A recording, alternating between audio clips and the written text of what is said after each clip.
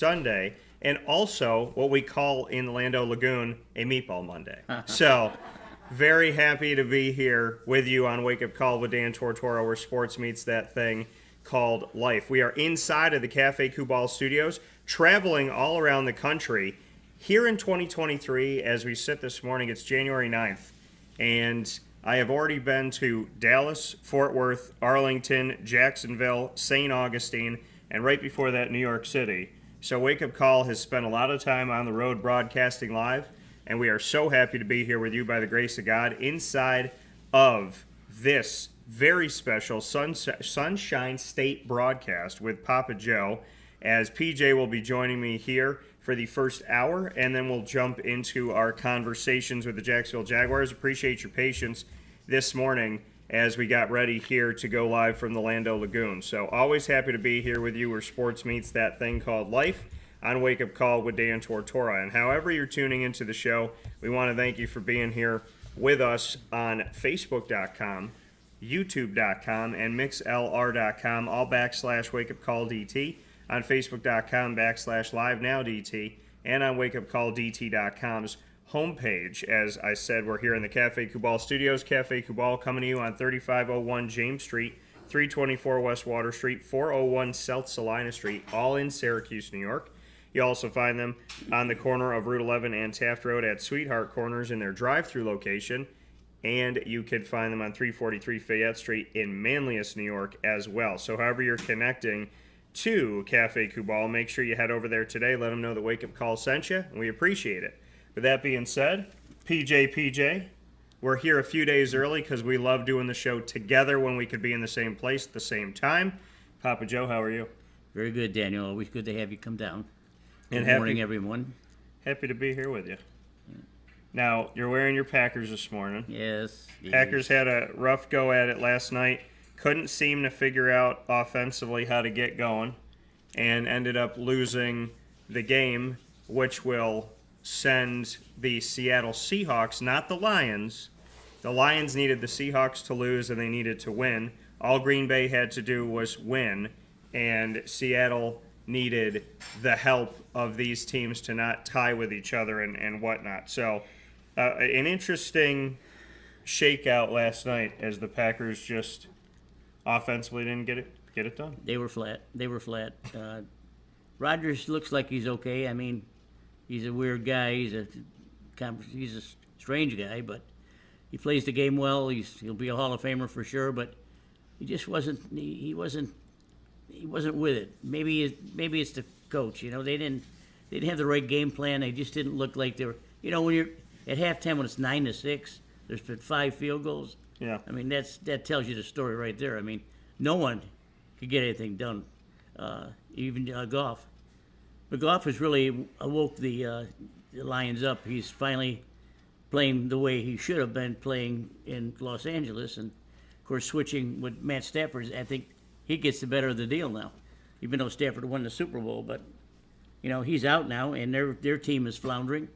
And Jared Goff continues to put up good numbers with good athletes, and Coach Campbell's done a heck of a job with them, and I congratulate him. Yeah. Even though I'm mourning. You know, and it was, and I put up the quote that was said by Dan Campbell, the head coach of the Lions. They said, you know, one of the reporters went up to him in the first half and said, hey, you know, the Seahawks eliminated you, so how do you get your guys motivated for this game?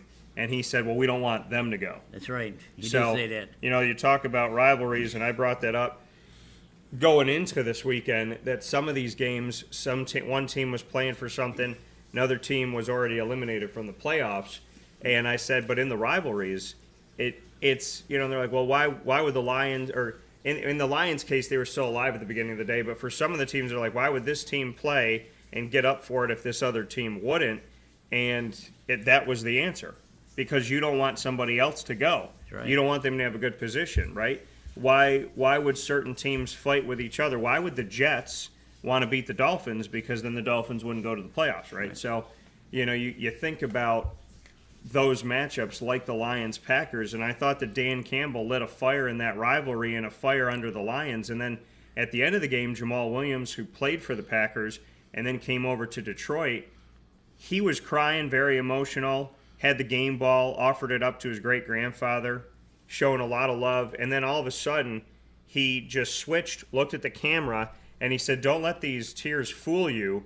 Stop playing with us." He kept saying, "Stop playing with us," speaking on the Detroit Lions, saying, "We're a real team. They get no respect." That was the motif, is that people need to stop messing with the Lions thinking that they're not a good team. What are your thoughts on that? They are a very good team. Goff was really got things going over there. I hate playing on the domes like that and the phony turf and stuff. But you've heard me say this before, a team playing fast. Well, they played fast. Yeah. And they actually played, I thought that they wouldn't quite play as fast on the frozen tundra of Green Bay, but they certainly did. And Aiden Hutchinson, I know we talked about this before. Aiden Hutchinson has just turned into a beast. I don't know, he's got 8 or 9 sacks, and he had a couple yesterday, and tackles for loss, behind the line of scrimmage. He was everywhere. And I know you and I talked about him being the number 1 draft choice of the Jaguars, and I really liked that at the time. And then the more I got used to the Auburn player, what's his name? Oh, you mean that from Georgia, Trayvon Walker? Yeah, Trayvon Walker. Yeah, he's a good player, but he hasn't shined as well as Aiden Hutchinson has for the Lions. And I really like the explosiveness from the edge that he gives. And Trayvon, of course, plays inside and not on the outside. So we'll see what the winter brings. Maybe he'll have a good game in the playoff games or playoffs if we play more than one. I hope we do. But I'm excited for the Jaguars, and I'm really sad for the Rodgers. Of course, all the melodrama is not going to start about, I don't know if I'm going to come back. I don't know about this. I'm going to take some time off. I'm going to do this. Yeah. I told you he's a strange guy, but he's always been a Packer, lives and dies the Packers. And frankly, I don't think if he doesn't play for Green Bay next year, I don't think he'll play for anyone. It's like Favre. Favre made a mistake when he went to another couple of teams, which turned out to be an absolute travesty. But Rodgers, I don't know if he wants to get bounced around when he's in his 40s the way Tom Brady's doing. I think perhaps it's time for the changing of the guard, even though I don't much care for Jordan Love. He hasn't shown me enough to really earn the position. He's just there to take over for Rodgers. I mean, if he acquits himself, that's fine. If not, then we're all going to be pissed off. So Rodgers, I think, will take some time like he usually does. Yeah. I don't know what honey he's dealing with now, but he needs a honey. And he'll talk it over with his estranged family. He's still estranged from his family, but I think that's a little bit better than it was before. And we'll see what happens. I want to see it. I want to see him come back as a Packer. I want to see him try to get another MVP. He's got 3. I want to see him get another championship. He's got 1. So I want to see him. I want to see him play. I do. Yeah, I think with Aaron Rodgers, in my opinion, I'd made the statement when he took as much money as he took from the team, and good for him, but not good for them overall, that he would never win a Super Bowl in Green Bay again because of the situation of how much money he took and everything that kind of transpired from that, Devontae Adams leaving and whatnot. So I think his time in Green Bay of winning a championship and being at the top of the mountain is over. And after the game yesterday, he took a long time to leave the field. Took a long time to leave the field, and he looked around kind of like when they do the senior walk in college and you walk around your field one more time. Syracuse does it every year. They go around the entire field. They shake the hands of the fans, take pictures, sign autographs. Right. Not that Aaron Rodgers was taking pictures and signing autographs, but he was taking his sweet time to walk around Lambeau one more time. So is this the last time he walks around Lambeau? He's had this relationship with the Packers that has been so strange. He's had is he staying, is he going? He publicly talks about all of the laundry and issues that he has with them. He names all these players they got rid of, within a couple days, they bring back Randall Cobb.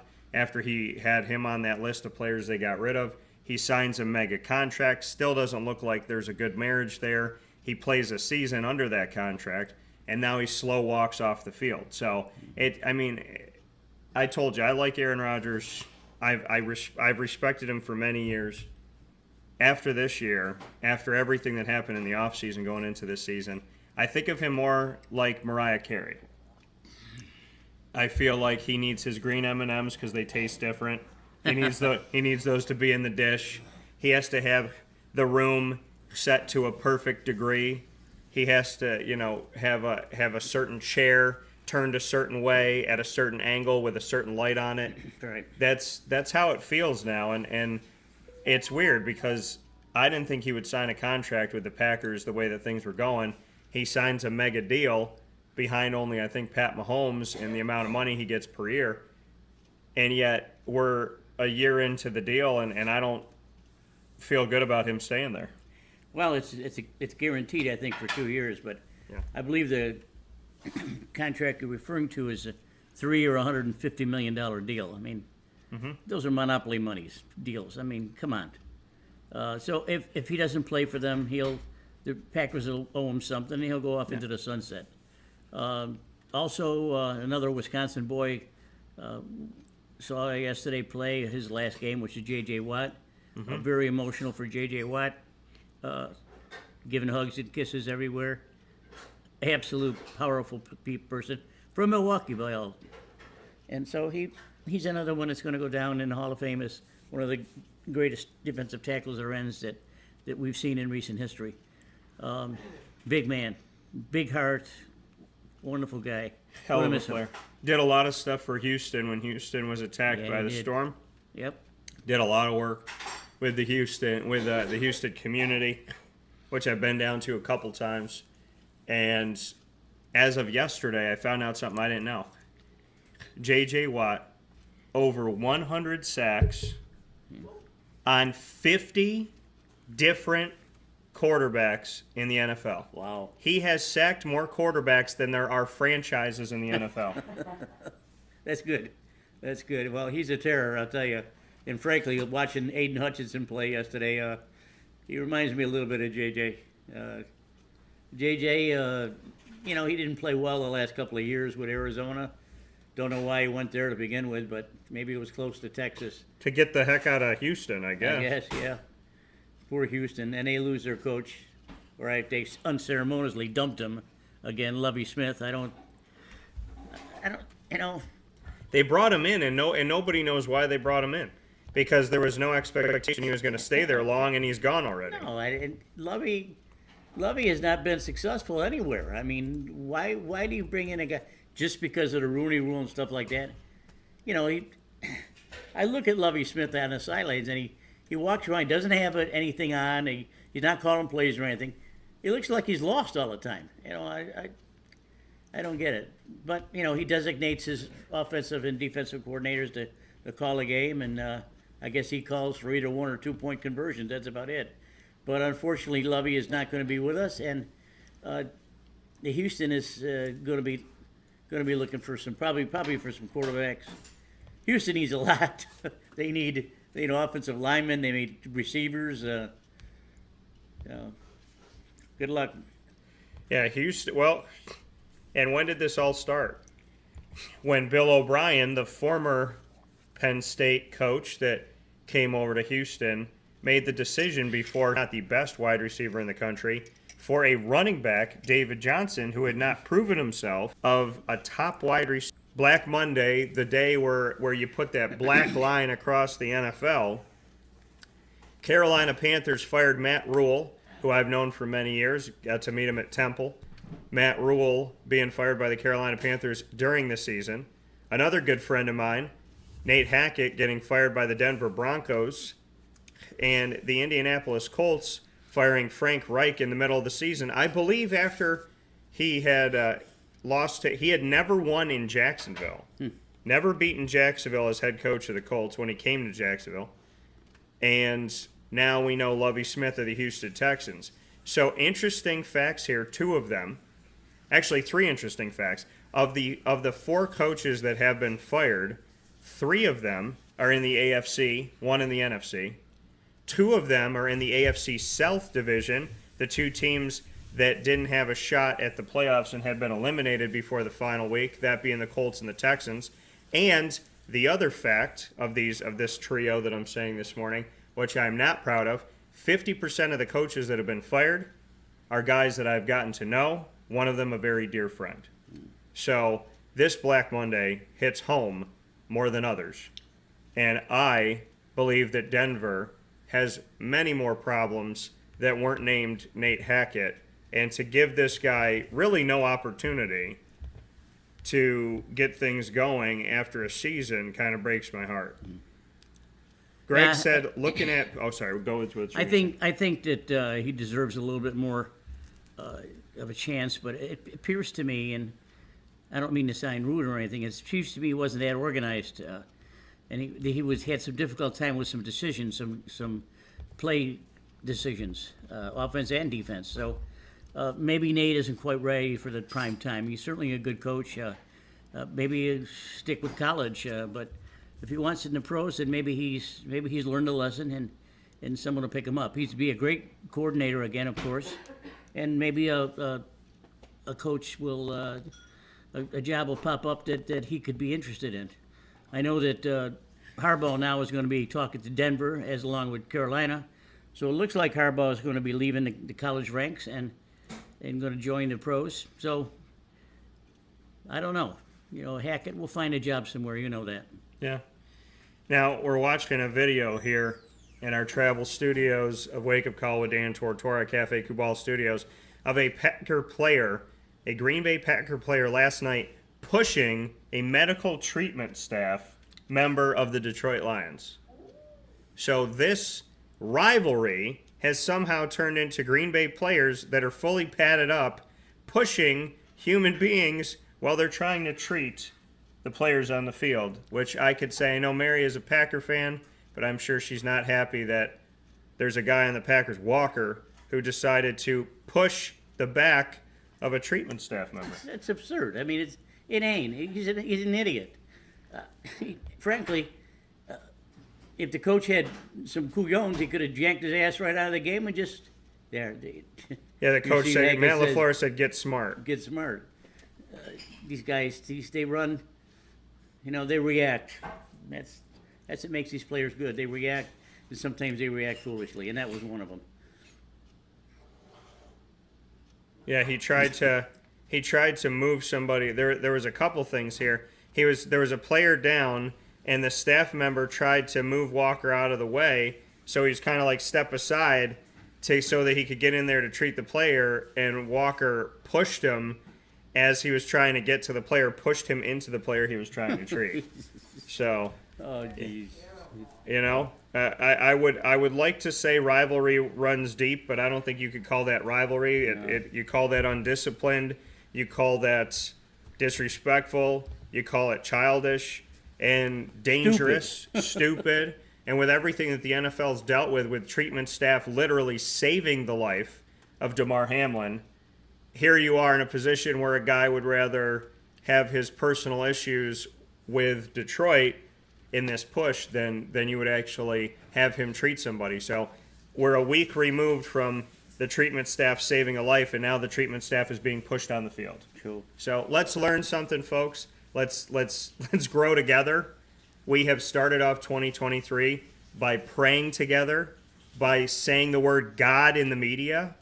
2 things I didn't think would happen because they haven't been happening. So the fact that God has been shared publicly, people have prayed publicly, and we are actually telling each other that we love each other on the air. I think this is a great start to the new year that came from an unfortunate circumstance. Damar Hamlin said that obviously good things coming out of adversity and trying times. So I would implore you all to not just pray to God last week, or say God last week, or say I love you, or actually be a good person, but I would ask you to take this moment where God and prayer have become at the forefront of America again, and actually use that to continue that, because you'd be surprised how beautiful the world can be with God and prayer being the center focus. That's for sure. That's for sure. I agree with that wholeheartedly. Although I don't want to see them beat this subject to death, but it is nice that all the teams recognize what happened, and they're saying their prayers, maybe silently, and that's okay too. Yeah. I must say 1,000 Hail Marys a day. I just don't. I never give up praying, especially with a meatball, 2 meatballs. I gotta take care of 2 meatballs. Hey, Greg, carrot cake, bud. Oh, okay. You saw it. Down and dirty. Carrot cake all the way. So Greg said, look at PJ wearing that Packer shirt proudly. Silly act by the Packer player that we just talked about here. He said, doing an impromptu survey at work, which is what prompted PJ's response right now. Crumb cake versus carrot cake. MT says carrot cake. PJ says carrot cake, and I'm going to throw you something here. I'm not going to give you my answer before I say this. For my birthday a few years ago, Mary T and Papa Joe presented me with an impromptu cake. I didn't know that it was going to be here. I didn't know what it was going to be. I hadn't had it in probably over a decade, and it came with awesome icing and frosting and a carrot right on top of that, all decked out in frosting. So my proud answer in this house and in any house between those two is carrot mother freaking cake. Mofo cake, I like that. Mofo cake. That's right. Yeah, That's right. because the carrot cake that Miss Mary picked up at the store, probably one of the best ones I've had, if not the best. I remember another one at a restaurant in downtown Syracuse. Those two, my favorite carrot cakes. Yeah, good. Got to have good. a little bit of carrot. I mean, you got to have the true carrot cake. You got to have the frosting, the carrot on the top, right. Frosting-wise. You got to have it thick frosting and those pieces of carrot in the cake, and it's got to be sweet. It was great here. Well, you have to check with Linkor Bakery and see if they have a carrot cake. Yeah, carrot cake, good stuff. Crumb cake, what type of no-mind is eating crumb cake? So, yeah, Greg liked the answer here, but who's eating crumb cake? It's literally a cake named after, like, little morsels, like you break it apart. And what is the flavor of crumb cake? You get a crumb cake, it always has that brown stuff on top. Nobody knows what the heck it is. It's not brown sugar. What is that? Vanilla. Yeah. It's vanilla, and it's the texture. Well, let me tell the world something about crumb cake. It's something that you get in the store when they run out of carrot cake. So we're going to take a step aside for a fast break here on Wake Up Call with Dan Tortora, where sports meets that thing called life. We'll be back here as Papa Joe and I will break down the Jacksonville Jaguars as they did 3 things on Saturday that I was on site on location for at TIAA Bank Field. They won the game, which won the division, which gave them a playoff berth. Actually, 4 things. Won the game, which gave them the division of the AFC South, which put them in the playoffs, and gave them a home playoff game. Absolutely awesome. To play in TIAA Bank Field, and I was praying and hoping it would be on Saturday, January 14th.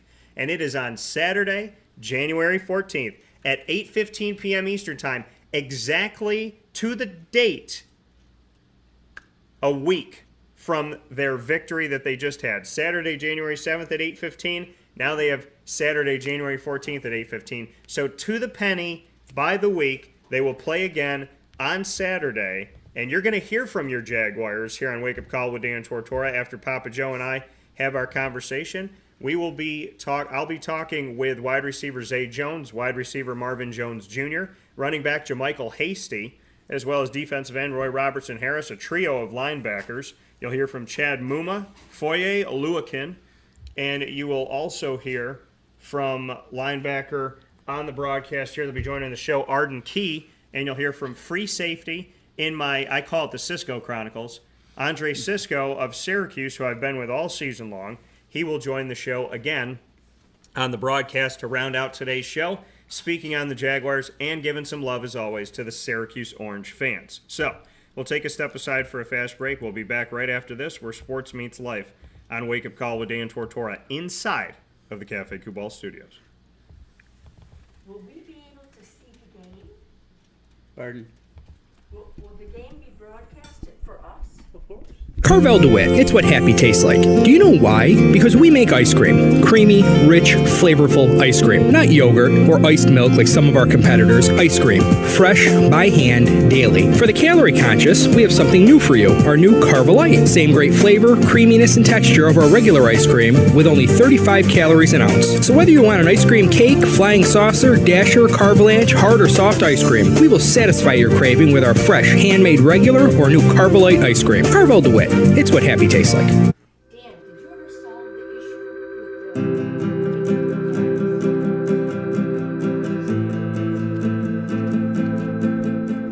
issue Cafe Cabal offers same-day local delivery of our products, offering no delivery charge for Onondaga County.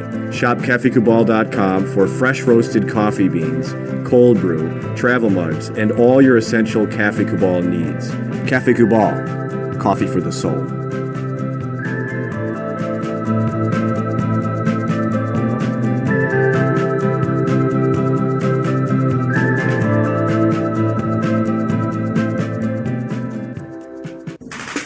The Wildcat Sports Pub in Camillus, New York is located on 3680 Milton Avenue in the Home Depot Plaza. It is your family-friendly sports bar and restaurant. Folks, some sports bars aren't family-friendly. Some family-friendly restaurants are not sports bars. The Wildcat Sports Pub in Camillus, New York is proud to be both.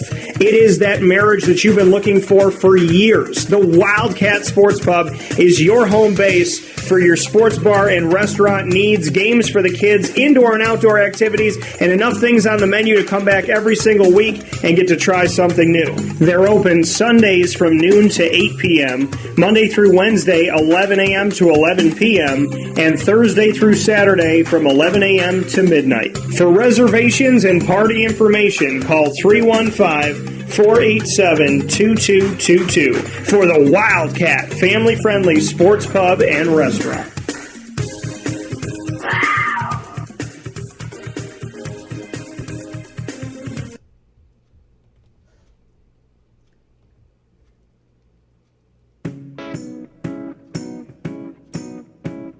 In these unique times, there are those in our community that give us a sense of normalcy and positivity. Pizza Man on 50 Oswego Street in Baldwinsville has been here for you for over 35 years and is here now.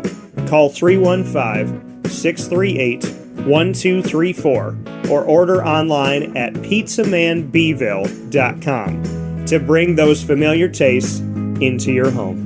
And remember to come see our monthly on-site broadcasts centered around the community and our Baldwinsville Bees.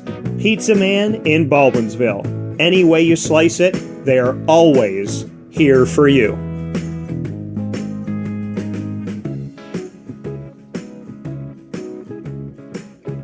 This is Jimmer Sikowski, owner-operator of Chick-fil-A Cicero, 7916 Brewerton Road in Cicero, right in front of the Home Depot. I had a deep feeling that God wanted me to do something bigger with my life and to help people, help others. I kept putting Chick-fil-A in my life, and I realized as I was going through the franchise selection process that positively impacting the lives of others was really core to what we do here at Chick-fil-A. First of all, it starts with the food. The food is brought in fresh daily. We bring in local produce. We prepare to order in the kitchen. We hand bread our chicken. We hand spin our milkshakes. It's great food. It doesn't taste like fast food. I think the second thing is the way people feel when they come in a Chick-fil-A restaurant. It's different. We try to treat people with intentional kindness here, which is very different and deeper than good customer service. And so I think it feels remarkable for most people to come in a Chick-fil-A restaurant. And then lastly, the impact that we try to have in the community is very different. It's a big part of the expectation of every operator of a Chick-fil-A restaurant is that they're actively engaged in their community, they're a leader in the community, and they're making a difference. When they realize that what we're striving to do is to shine a little light in their life, that's a very, very different experience than you will have at any other quick service restaurant. And it's that remarkable experience that I think people will emotionally connect with. I'm George Townsend of Honda City with some good advice when buying a new car. The true cost of owning a new car is determined by the appraised value when you trade it. No vehicle appraises higher than a Honda. Next, look for low APRs and deep discounts. You also want low maintenance costs and great fuel economy. That's why my advice to you is to buy a new Honda. Looking pre-owned, visit our Honda Certified Used Car Center. Honda City, 7140 Henry Clay Boulevard, Liverpool, or HondaCity-CNY.com. It would be a pity if you don't shop at Honda City.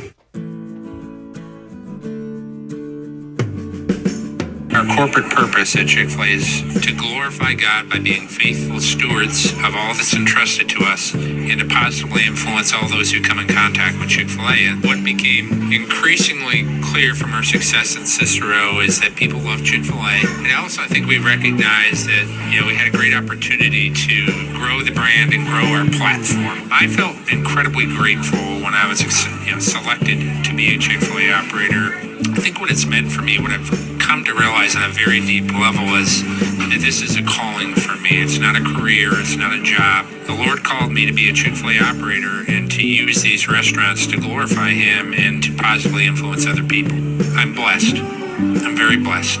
Head to Chick-fil-A Clay on 3974 State Route 31 in Liverpool, New York.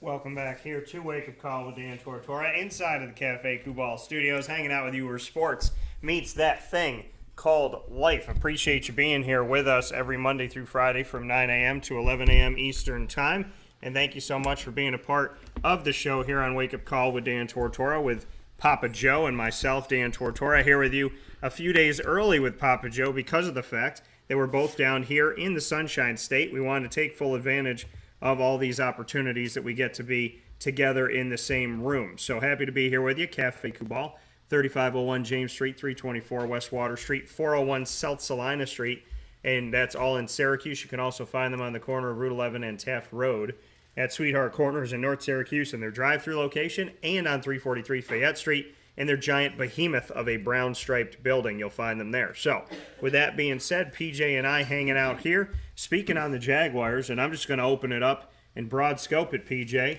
I was at the game. You, Miss Mary T, and the other Meatball Joey were watching the game here. Your thoughts on the Jaguars? Well, they started out slow. I think their offense wasn't in sync. Lawrence didn't quite have it early. But they picked it up the intensity in the second half. They certainly did. And Lawrence started finding some deep receivers and instead of dumping it off here and there.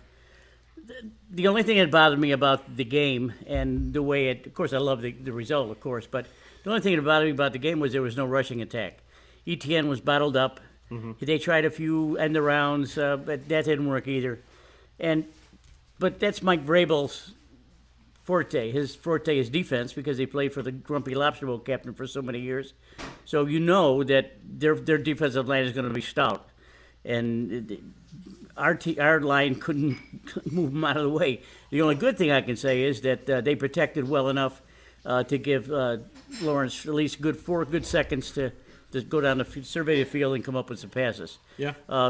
Defense was absolutely awesome. They were fast to the ball, right on the receivers, bottling up the line of scrimmage.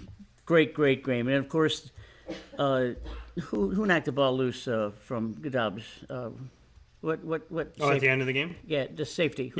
Strong safety, Rayshon Jenkins. Right, Rayshon Jenkins. He comes up big sometimes, doesn't he? Yeah, most of the times. He had anyway, the pick six to beat the Cowboys in overtime. Right, and Josh Allen, being right where he's supposed to be on the defensive end, just picked up the ball and scooted in the end zone. Right then and there, you knew that Tennessee wasn't going to come back.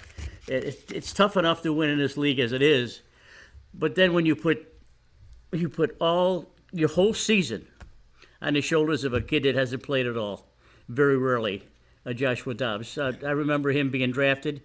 I know he's a very bright young man. I think he's in the astronaut program and with some type of physics degree or something like that. But, that doesn't translate to being on the field and in the field of battle.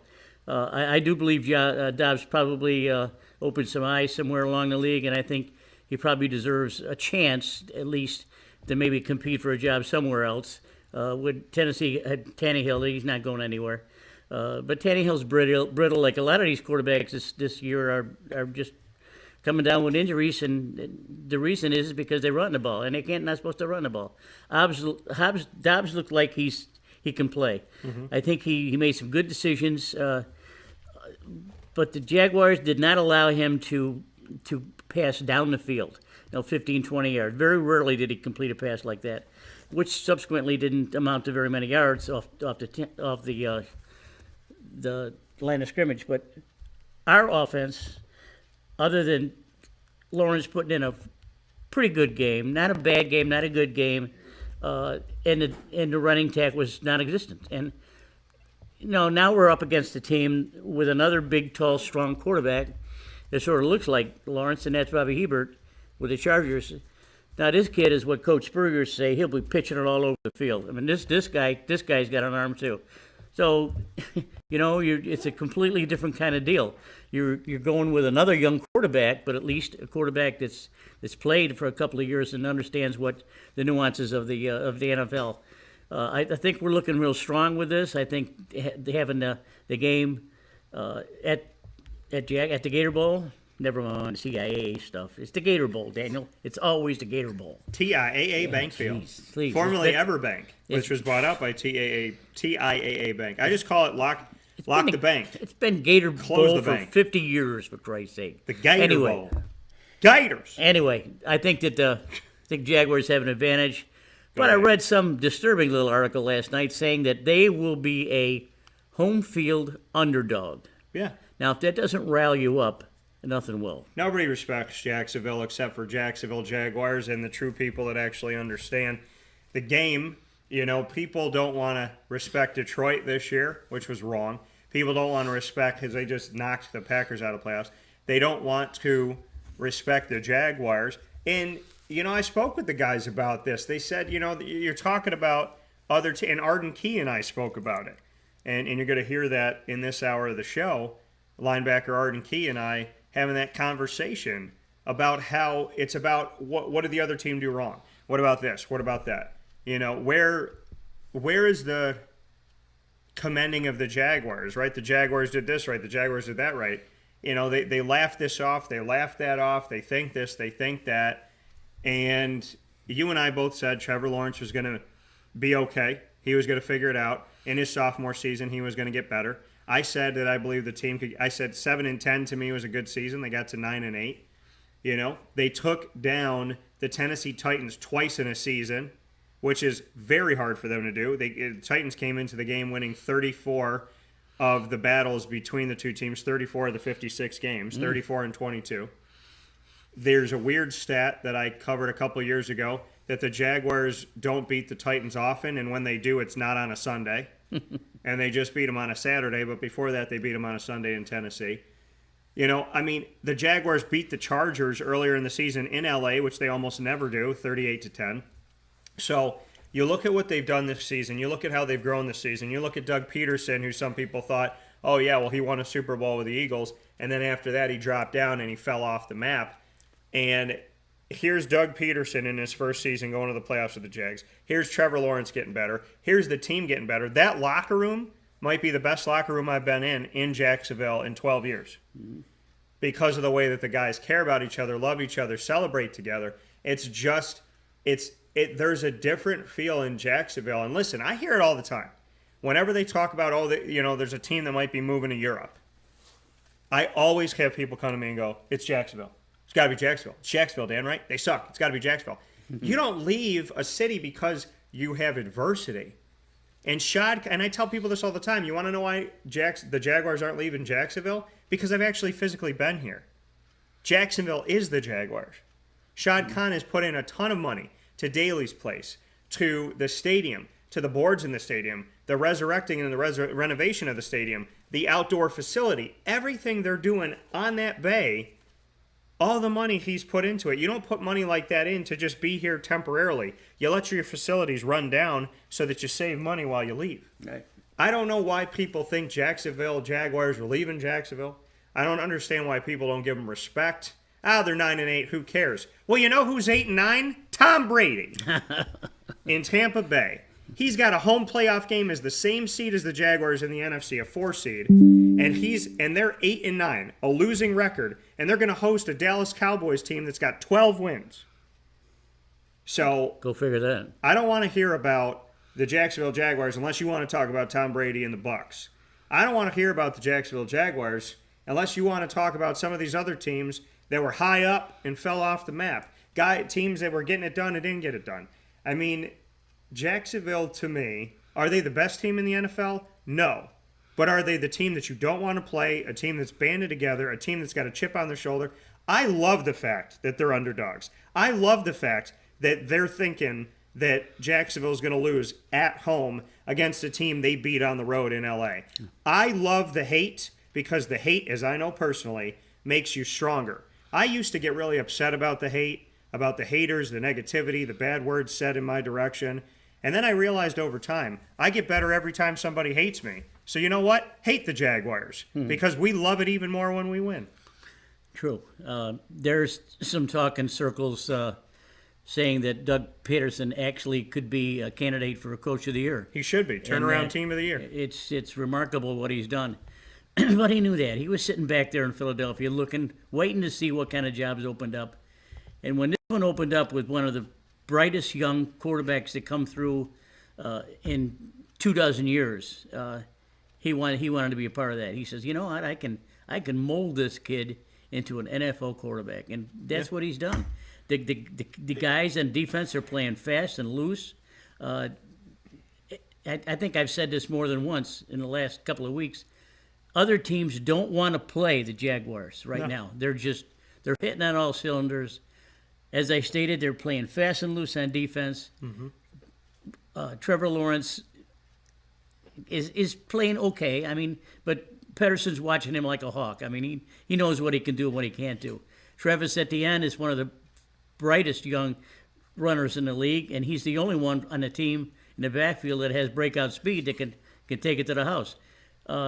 You'll see coming up here this weekend what Travis Etienne is going to be about. I think that they're going to get him the ball a lot more times than we've seen this last week. And I thought he made a comment to you. I thought it was maybe a little controversial. And you asked him if he wanted to be interviewed, and he said, "No, I didn't do too much." So I'll say, I don't like that. Yeah. I don't like that. It's everyone wears the Jaguar jersey. You're all a team, whether you gain 100 yards or 1 yard. I mean, I hope to think that this kid has an ego. I mean, that's just terrible to say something like that. Maybe it was said in jest. Maybe it was. You'll have to let us know about that. But it wasn't. It wasn't something I wanted to hear. No, Travis. I can say Travis Etienne Jr.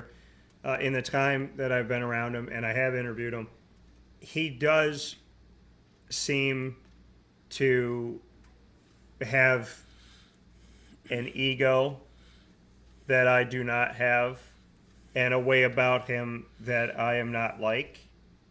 And I do want to interview him, and I do enjoy talking with him. But the way that he said it was kind of like, nah, man, like, I always find it weird when you're in an open locker room and you go to do interviews and you go to interview a player and the player goes, nah, I'm good. And who kind of did that stuff? Yannick Ngakoue, Telvin Smith, Marcel Darius, guys that you don't. Well, yeah, I can't say Yannick Ngakoue did it. Marcel did it. Ngakoue had to put his watch on before he did the interview. But yeah, I mean, the way that Travis said it, in all my 19 plus years of doing this, I'm at a point where I kind of look at a guy and I'm like, really, dude? So I went right down the line and talked to JaMycal Hasty. I was like, all right, I'm going to interview the running back in your backfield in front of you because you both deserve to be on. And he said yes, and you said no. So this is what an interview looks like. And JaMycal Hasty was great. I think he was surprised he got interviewed. And, it's like, you know what, man? I appreciate you all. I do want to give some shout-outs here to the Jaguars. The Jaguars drafted a bunch of guys this season. Trayvon Walker, number 1 overall in the first round. They traded back into the first round at 27 to get Devin Lloyd, linebacker. In the third round, first pick of the third round, they got Luke Fortner at center. In the third round, 6th pick, they got Chad Muma at linebacker. And in the 5th round, 11th pick in the 5th round, Snoop Conner, running back. I mention them all because they've all played. Trayvon is a starter, and he's made big plays this season. Lloyd's made big plays this season.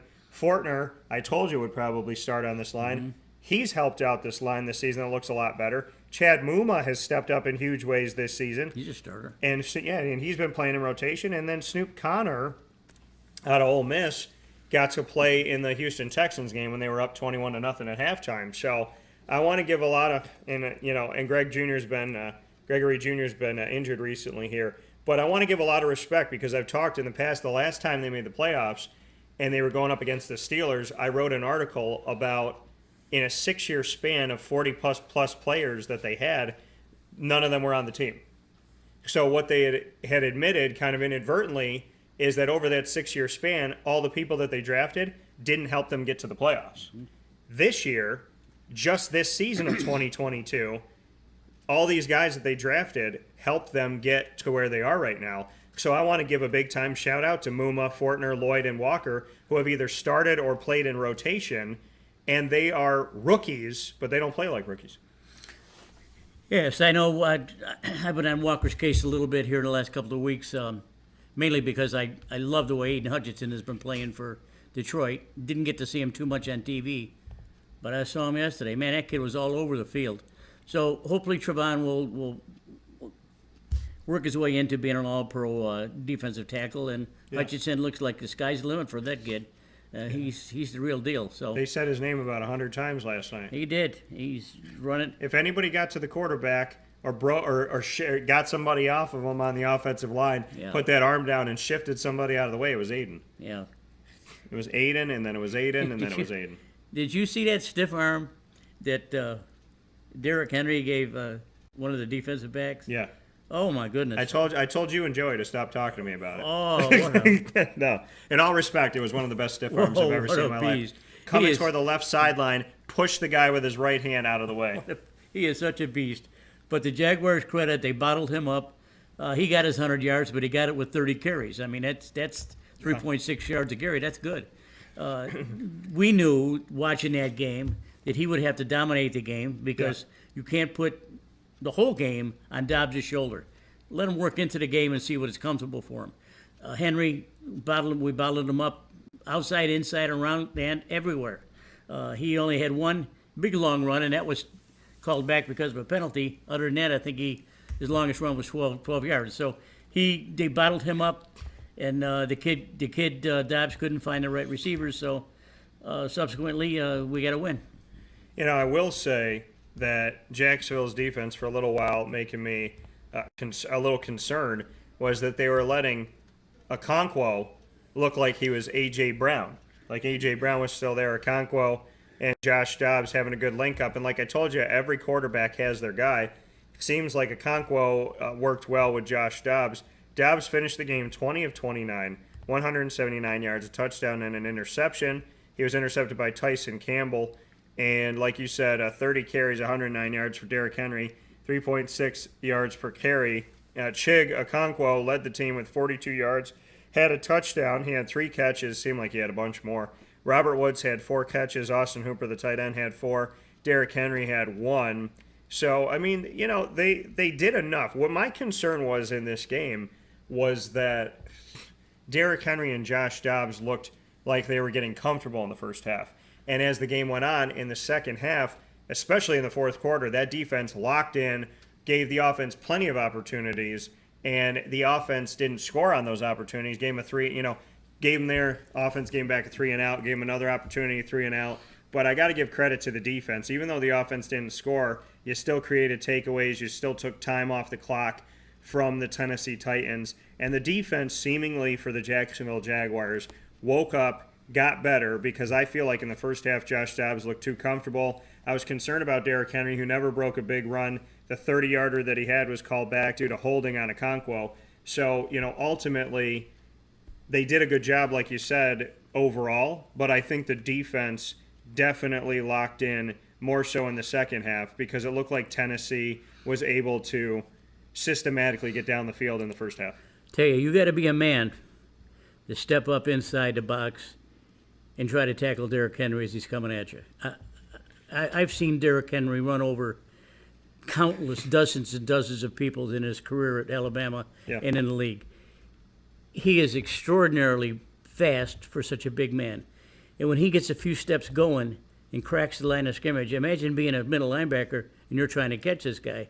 And damn if he'll run your ass right over. I mean, he's frightening. He is. I don't know if they used him correctly yesterday. I think they probably maybe needed to give him the ball out in the wings a little bit more for a screen or something like that. But their game plan was exactly what we thought we were going to do. Give Derrick Henry the ball and limit the amount of times that Dobbs has to throw the ball. Yeah. And we realized that after the intermission, when the teams came back out, the Jaguars had controlled the line of scrimmage, taken Henry out of the game, and made things really rough for Dobbs. Yeah, and on the rushing side for the Jaguars offensively, the team only gained 22 yards on 10 carries. Trevor Lawrence didn't have a designed run in the game, so I'm not going to count the sack negative yardage there. I'm just going to talk about JaMycal Hasty and Travis Etienne Jr. 7 carries for 17 yards for Etienne, 2.4 yards a carry. 3 carries for 5 yards for JaMycal Hasty, 1.7 yards a carry. That's got to change in this upcoming playoff game. Christian Kirk, though, 99 yards on 6 catches, targeted 8 times, had a touchdown. Marvin Jones Jr., 2 catches for 29 yards.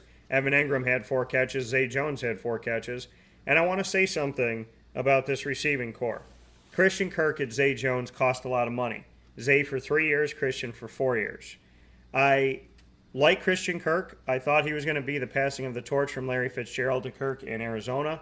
Mm-hmm. I liked Zay Jones since I interviewed him in East Carolina when he was playing college ball. My concern of them spending the money was you got to make that money count. Well, Christian Kirk and Zay Jones have more than made the money count because I'm going to give you a statistic, and I can't take credit for knowing it the moment that it happened. I give credit to the Jaguars press box for the gentleman that does our loudspeaker here. Christian Kirk, in this game, did something that allowed him to join Zay Jones this year. For the first time since 2001, the Jacksonville Jaguars have 2 wide receivers with at least 80 catches apiece in the same season. Christian Kirk and Zay Jones doing it in their first season playing together, first season with the Jaguars, at least 80 catches apiece as a tandem, give them the first time it's happened in Jaguars history since 2001 when 2 wide receivers you may know, Keenan McCardell and Jimmy Smith, did it over 20 years ago. Christian Kirk and Zay Jones doing something that the 2 greatest receivers in Jaguars history did together. Not too shabby. Very good. Very good. Good point. They're good. They run routes the way they're supposed to be run. Neither one of them have breakneck speed, like the speed of Etienne, but they run their routes good. They're open. They catch the ball in traffic. You can go downfield with them. They won't separate, but they'll catch the ball in traffic. So I think that whatever they got to do for the next week here, whatever they got to do, they got to come up with a game plan that's going to keep Bobby Hebert and his high-flying circus off the field. We hear that all the time. When you play a team with a big quarterback who throws the ball all over the field, that's what you try to do. You try to run the clock, keep the other team off the field. Now, that's 3 points out of it. So, that's what they did to keep our team off the field. Yeah, that was to start the game. Yeah. We need to do that to begin with to keep Hebert on the sidelines. You don't want to allow him to be comfortable at all. Don't give him 6 or 7 series. Limit him 3 or 4 series if you can. You go back to when Jacksonville defeated the Chargers earlier this season in LA, who they will now play in the playoffs. Jacksonville, the 4th seed, the Chargers, the 5th seed, and that game will be played in the wild card round of the AFC, the first day of the playoffs this season. Nobody scored in the first quarter. Jaguars scored 4 times in the fourth quarter. They had field goals from Riley Patterson to start the game. Zay Jones scored the first touchdown for the team. Riley Patterson, 3 field goals in the second quarter. James Robinson, who's no longer a part of the team, had a 50-yard run in the third quarter. Christian Kirk had a touchdown in the bottom of the third quarter, and Marvin Jones Jr. scored in the fourth quarter of this game. When we go back and we look at the overall statistics on what the defense did, Justin Herbert was 25 of 45 so a little over 50% passing, 297 yards, 1 touchdown, 1 interception. Sony Michel was running the ball at the time, 5 carries for 22 yards. They bottled up Austin Eckler, who had 4 carries for 5 yards. So the defense took care of that, which they would definitely need to do. As we know, Austin Eckler is a dynamic player and has been for a long time. If they can give him a day like that, that's a good day for the Jaguars defense and a good day for the Jaguars.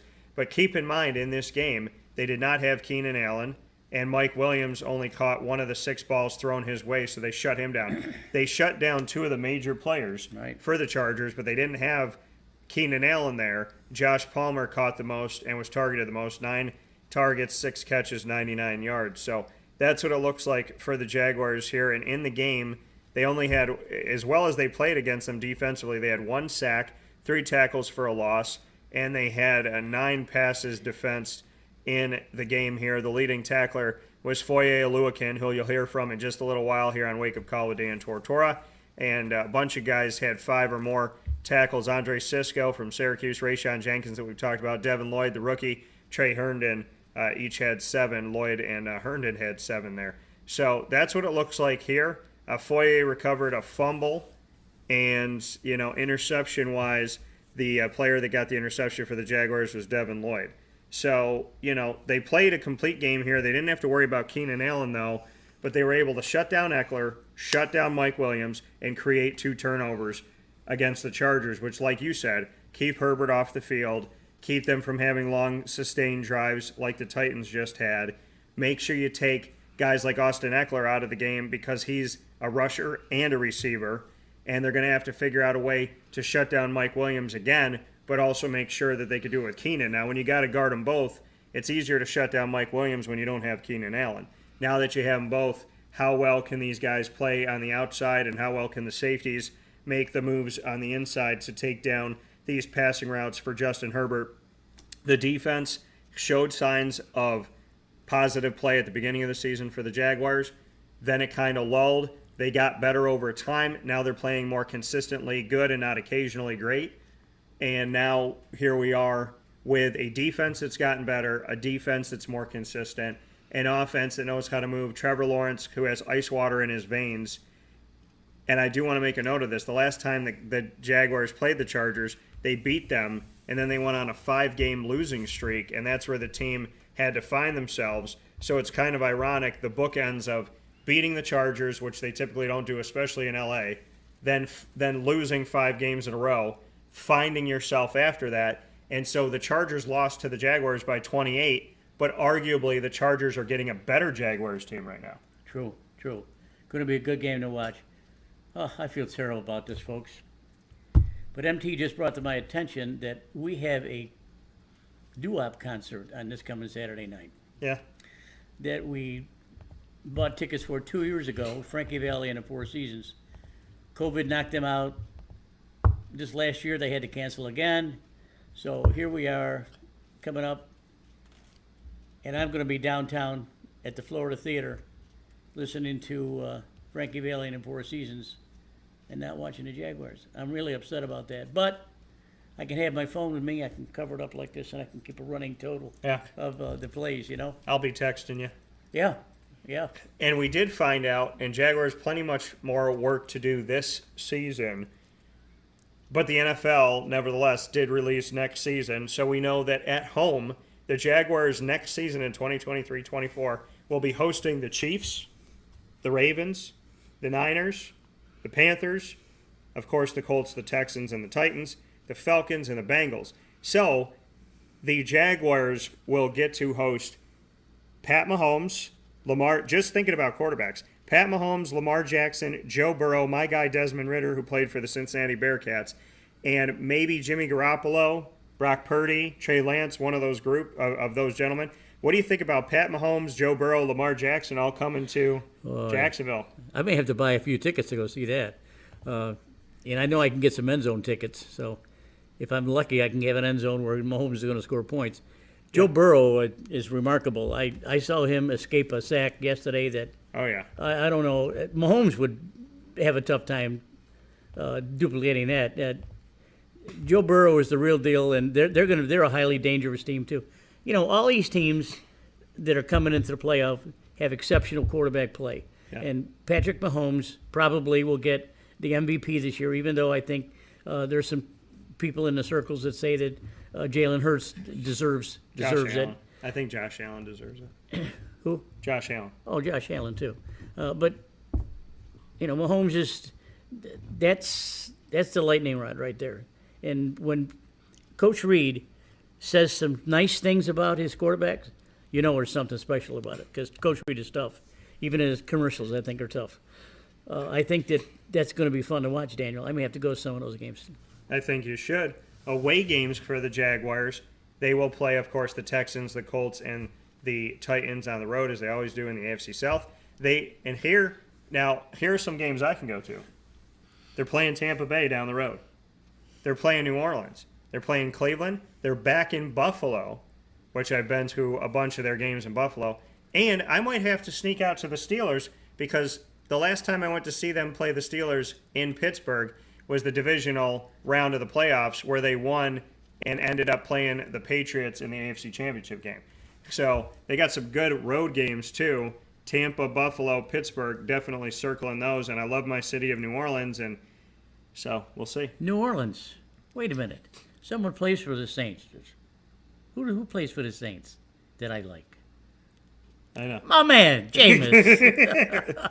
Look at PJ trying to set himself up on that one. Oh, Jameis. Famous Good luck. Jameis. Famous Jameis.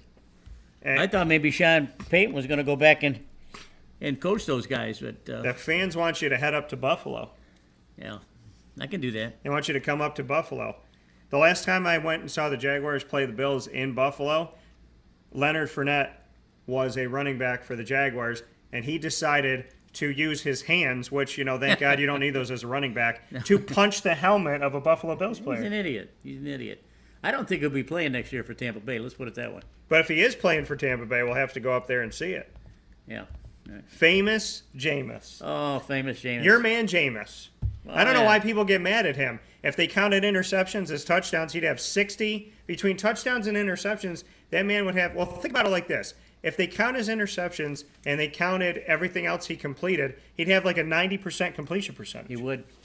Just looking at the sidelines, and Coach Payton, he really doesn't smile that much, but he would have a stone look on his face every time Jameis would do something stupid like that. But, you got to give Jameis credit. He's fighting it back, and he'll play next year.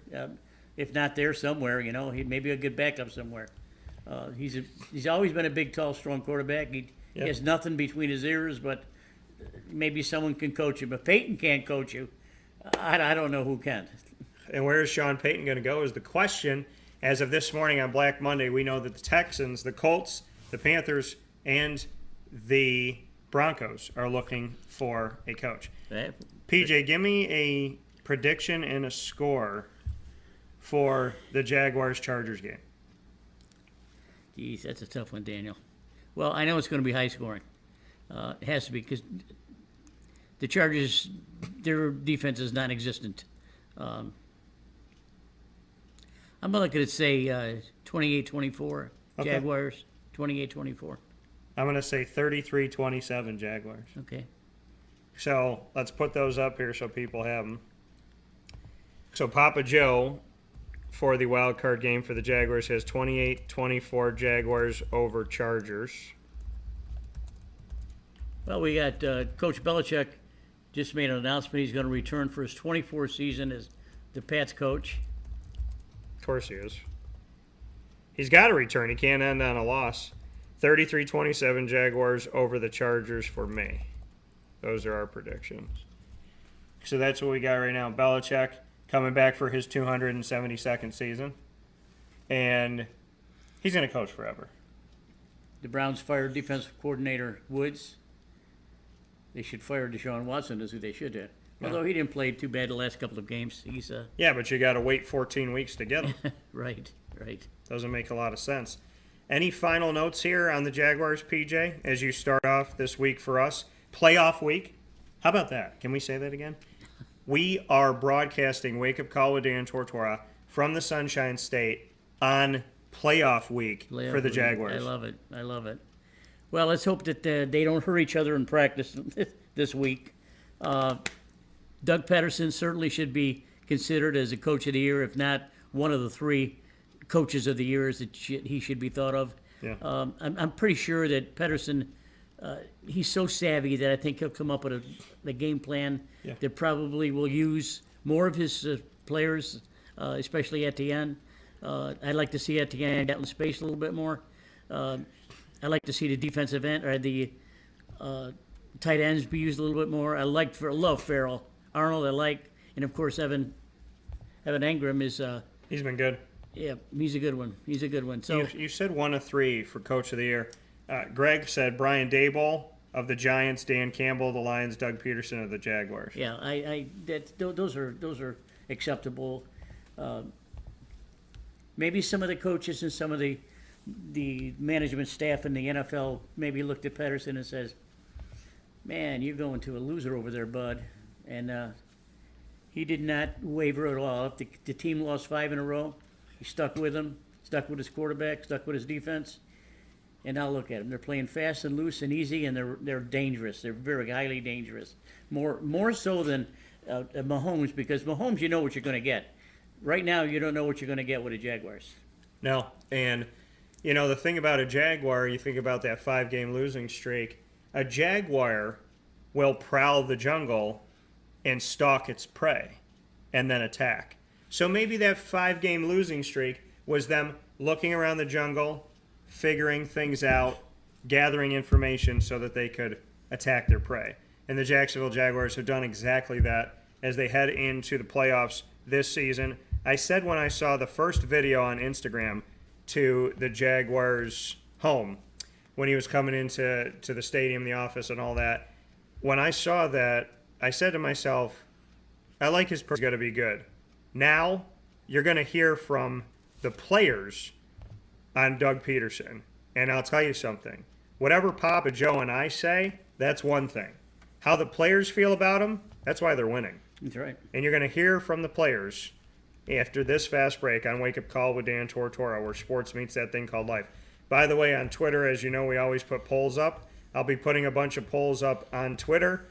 One of them being, who is your MVP this season, Pat Mahomes or Josh Allen? We're going to put those up and maybe add another one in there. And then I'm going to ask, who's your coach of the year? Daboll, Campbell, and Peterson will be involved in that. So go to Twitter right now. If you have an account, follow @CallDT. That's CALLDT. If you don't have an account, create one. It's easy. It's quick. @CallDT, and follow me there and vote in the poll that is going up this morning. Papa Joe, I will bid you adieu, as the Jaguars and I have some conversations to have. Okay. Thank a lot you of as fun. always. Papa Joe here on Wake Up Call with Dan Tortora, where sports truly meets that thing called life, as we will take a step aside on the show, and we will come back with the Jacksonville Jaguars one-on-one conversations on the Prowl playoff edition coming up to you here on Wake Up Call with Dan Tortora in just a moment.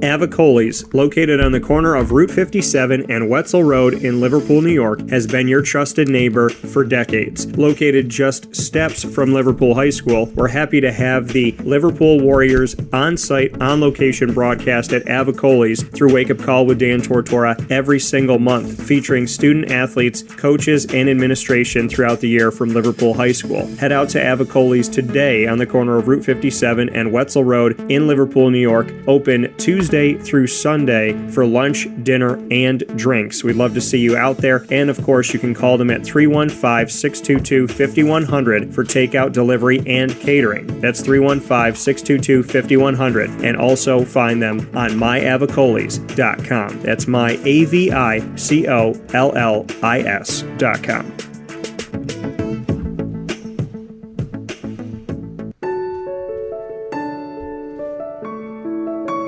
Having peace of mind when you're out of town that your furry-loving friend is safe and sound means taking them to Canine Campground, because we all know that when it comes to the love of our pets, it goes well beyond the call of duty to make sure they're safe and sound. Right, Lily?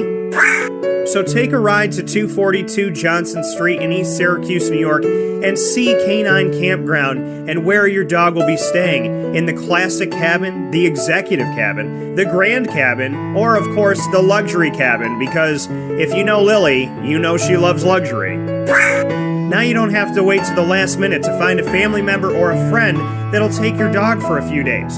Call Canine Campground at 315-299-4013. That's 315-299-4013. Their drop-off and pickup times are Monday through Sunday.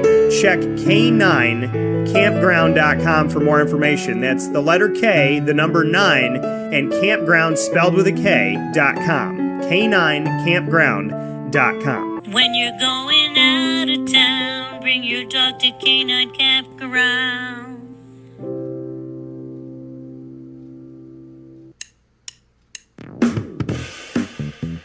PB&J's Lunchbox, the food truck that you love finding all throughout central and upstate New York, now has a street-side cafe. So when you're craving their traditional favorites as well as their out-of-box amazing menu items, you can now head to 663 Old Liverpool Road in Liverpool, New York. Located just minutes from the highway, the Thruway, Destiny USA, and Onondaga Lake Parkway, PB&J's Lunchbox Street-Side Cafe is there for you Monday through Saturday from 9 a.m. to 7 p.m., serving breakfast, lunch, and dinner all throughout the day. Get breakfast for dinner, dinner for lunch, whatever you fancy, including their award-winning grilled peanut butter and jelly sandwich. Find them at 663 Old Liverpool Road in Liverpool, New York. PB&J's Lunchbox, where we love to know what's in your lunchbox.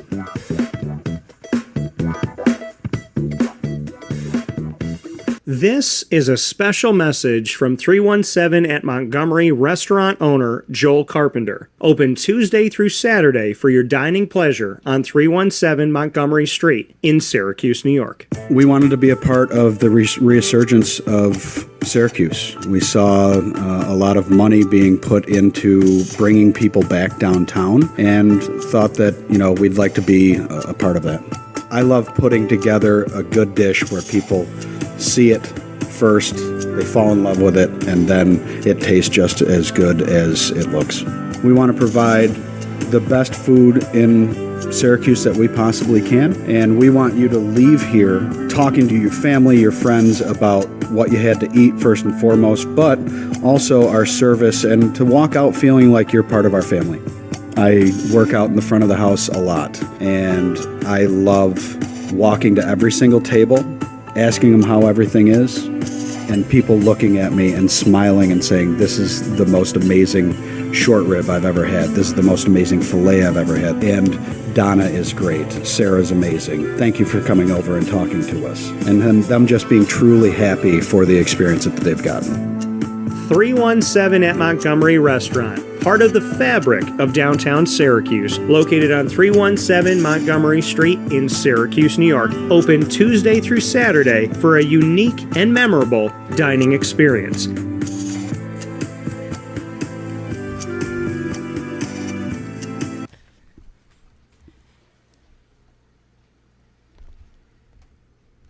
Welcome back here to Wake Up Call with Dan Tortora, inside of the Cafe Kubal Studios, hanging out with you where sports truly meets that thing called life, and always happy to be here with you every Monday through Friday from 9 a.m. to 11 a.m.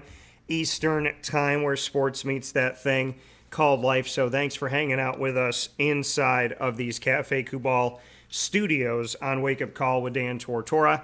Always appreciate being here with you. Cafe Kubal, 3501 James Street, 324 West Water Street, 401 South Salina Street. You also find them on the corner of Route 11, and those are all in Syracuse. You also find them on the corner of Route 11 and Taft Road at Sweetheart Corners, and that is in their drive-through location. And you'll find them by going to 343 Fayette Street in Manlius, New York. So however you find Cafe Kubal, make sure you head out there today and let them know that Wake Up Call sent you. You can go to cafekubal.com. That's cafe, Kubal.com as well, to get to the wonderful coffees, teas, chais, everything they have to offer. The awesome chocolate chip banana bread, as well as their chocolate chip cookies and all the food that they have on their menu.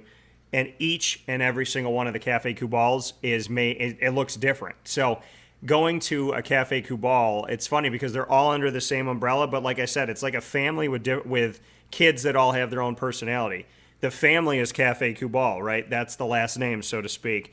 But the kids all have their own personalities. So by going to one, it's unlike any other.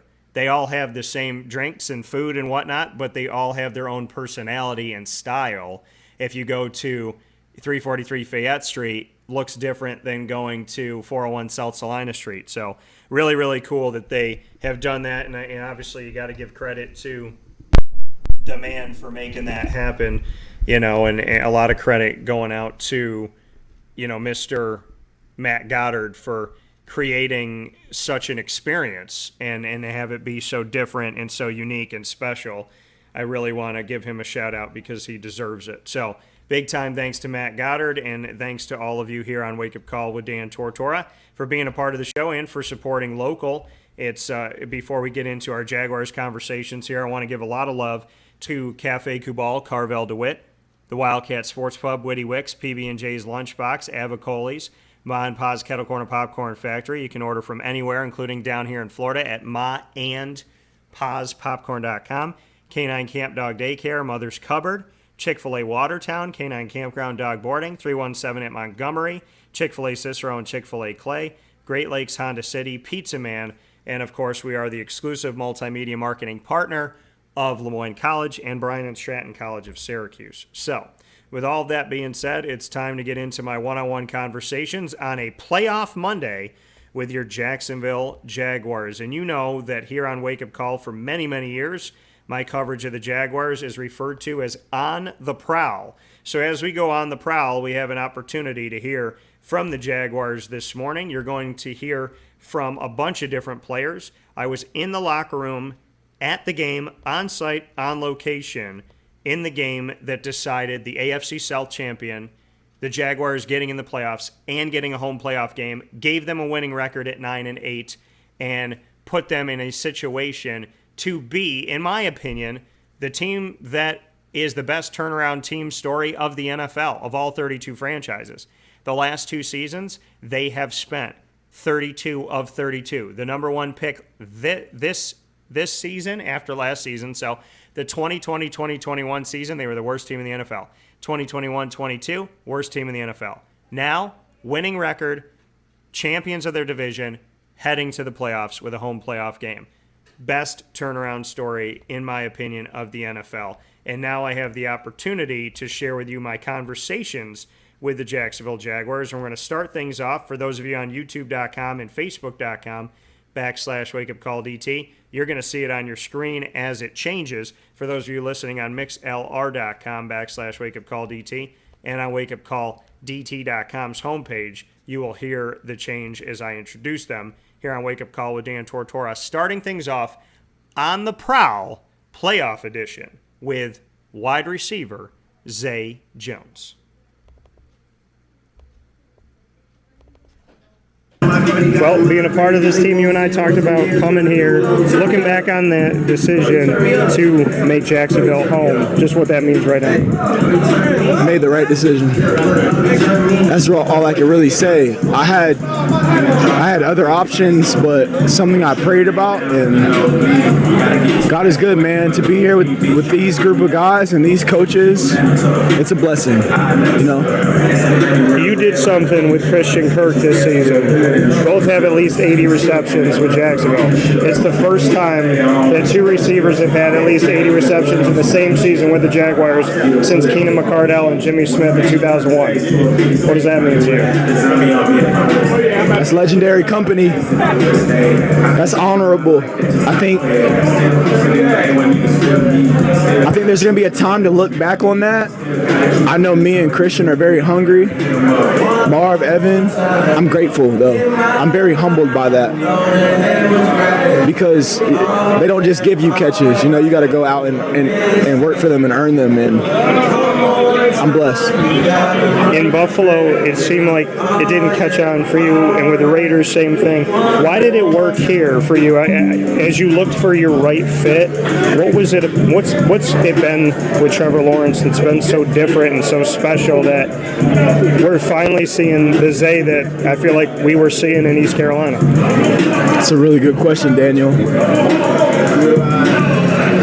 I think it took time for me to grow and mature, and to have a coaching staff like Doug and Press, Coach McCoy, Jim Bob Cooter, Nick Williams, CJ, guys who believe in me, putting me in positions to make plays. I think it's about timing. And then Trevor is someone that can adjust and adapt. He's easy to talk to.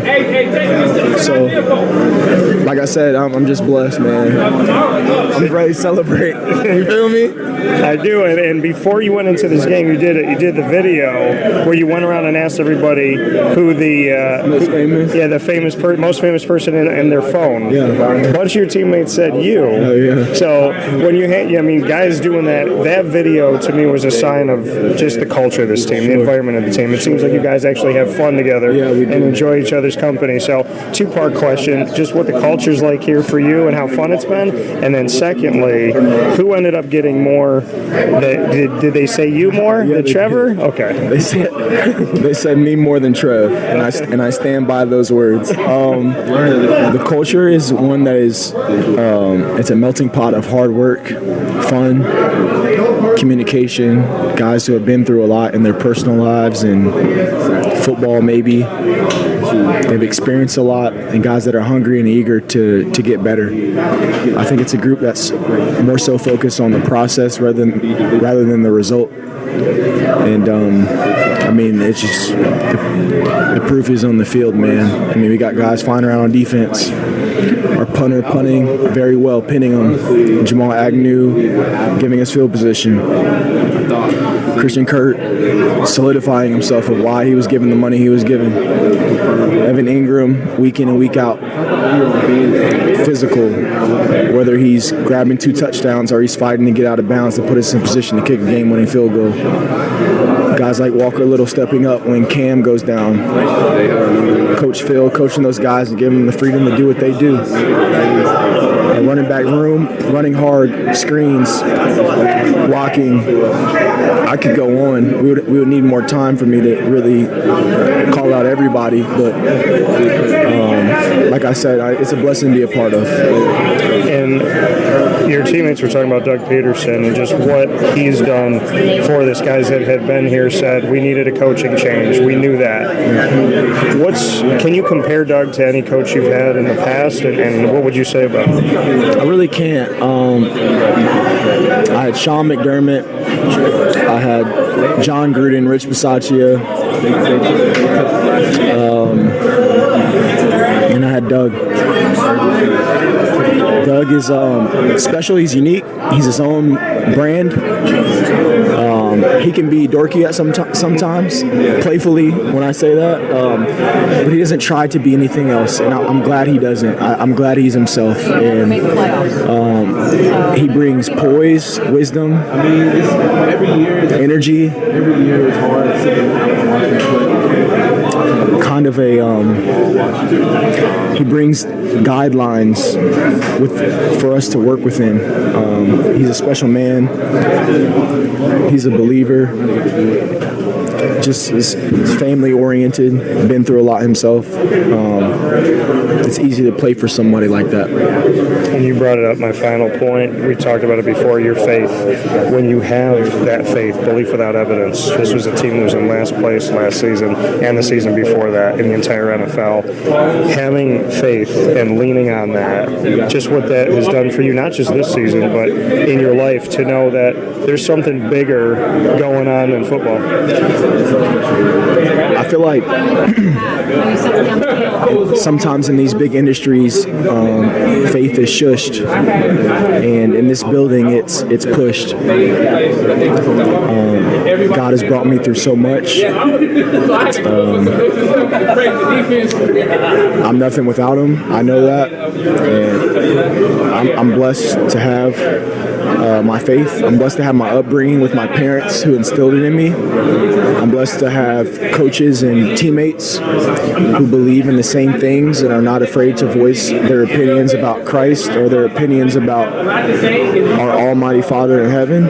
And that's just what it is. It's unashamed people doing the best that they can to not only win football games, but to shape, mold men and get better. And that's important to me. So I'm blessed to be here. That coming from Zay Jones. Awesome words. In industries today, big industries like the NFL and whatnot and different places, right? Big industries you see around the world, faith is shushed. He said in this building, it's pushed. I love that. And you're going to hear more about faith and more about God as the conversations continue. The next one up, coming to you from another Jones on the team. I call it keeping up with the Joneses when these guys are out there balling out. Zay Jones, you just heard from. Now it's time to hear from Marvin Jones Jr. here on Wake Up Call with Dan Tortora, where sports truly meets that thing called life. So from Zay Jones to Marvin Jones here, very happy to be able to share this with you, and I thank you so much for being a part of the show where sports meets that thing called life here on Wake Up Call with Dan Tortora on Facebook.com, YouTube.com, and MixLR.com, all / Wake Up Call DT. Next up on the docket, Marvin Jones Jr. here in this playoff edition of On the Prowl with the Jacksonville Jaguars and my one-on-one conversations with the team that we've done for many years. First and foremost, all thanks be to God. Secondly, thank you to the Jaguars organization for giving the opportunity. And obviously, thank you to the Jaguars players and coaches that have allowed me the opportunity to speak with you. You came into this team and you believed, obviously, when you came here, that there was a reason why. What was that reason that you came to Jacksonville, that it was the right fit and it's paying off right now? Well, I mean, the big thing for me was, I wanted to go somewhere where I could go and help and be a reason why a team wins. You know what I'm saying? Obviously, I seen the potential in the team. I seen the potential in what we were getting and Trev. So it was just that time for me, to do that. And look, you know what I'm saying? We've been through a lot, obviously, and to be in this situation tonight and take it over and win, that's why I'm here. Why did it all come together this season? I think everything was a gel. When we brought in Doug, and some of the key players that we have on our team, it just all clicked. And then the team needed a culture change for real. Everybody knows, what happened and how the culture was last year. But to come in here, we were a good team, and I've always felt that. We just needed the right one to head it. So I think we got that, and we're definitely blessed. To have him and all of the coaches and the players that were brought along. That's all we needed. We needed a spark. We needed a culture change, and we needed to learn how to win and how to win consistently. And what is it about Doug's leadership? What's so special about the way that he went about what he did this season? Yeah, well, I mean, when you connect with your players, that's step one. We're all grown men, and when we all work together. So I think everybody being united, and him, being that guy from the start, being the same guy every day. We know what's expected, and to have a coach like that, hey, we know what you expect. What we expect from you, and we're united in that manner. You can't do nothing but go up, and we had some trials and tribulations, of course. It's the NFL, but we always knew how to fight, and that fight turned into wins. So it's all good. We always knew how to fight, and that fight turned into wins. We always knew how to fight, and that fight turned into wins.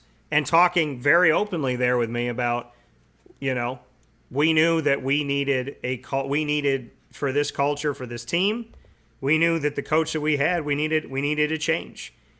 when he was talking about Urban Meyer, that the coach that was there was not the coach needed to run this team. They had to find a coach that was going to be able to come in and take a hold of this team and run this team the right way.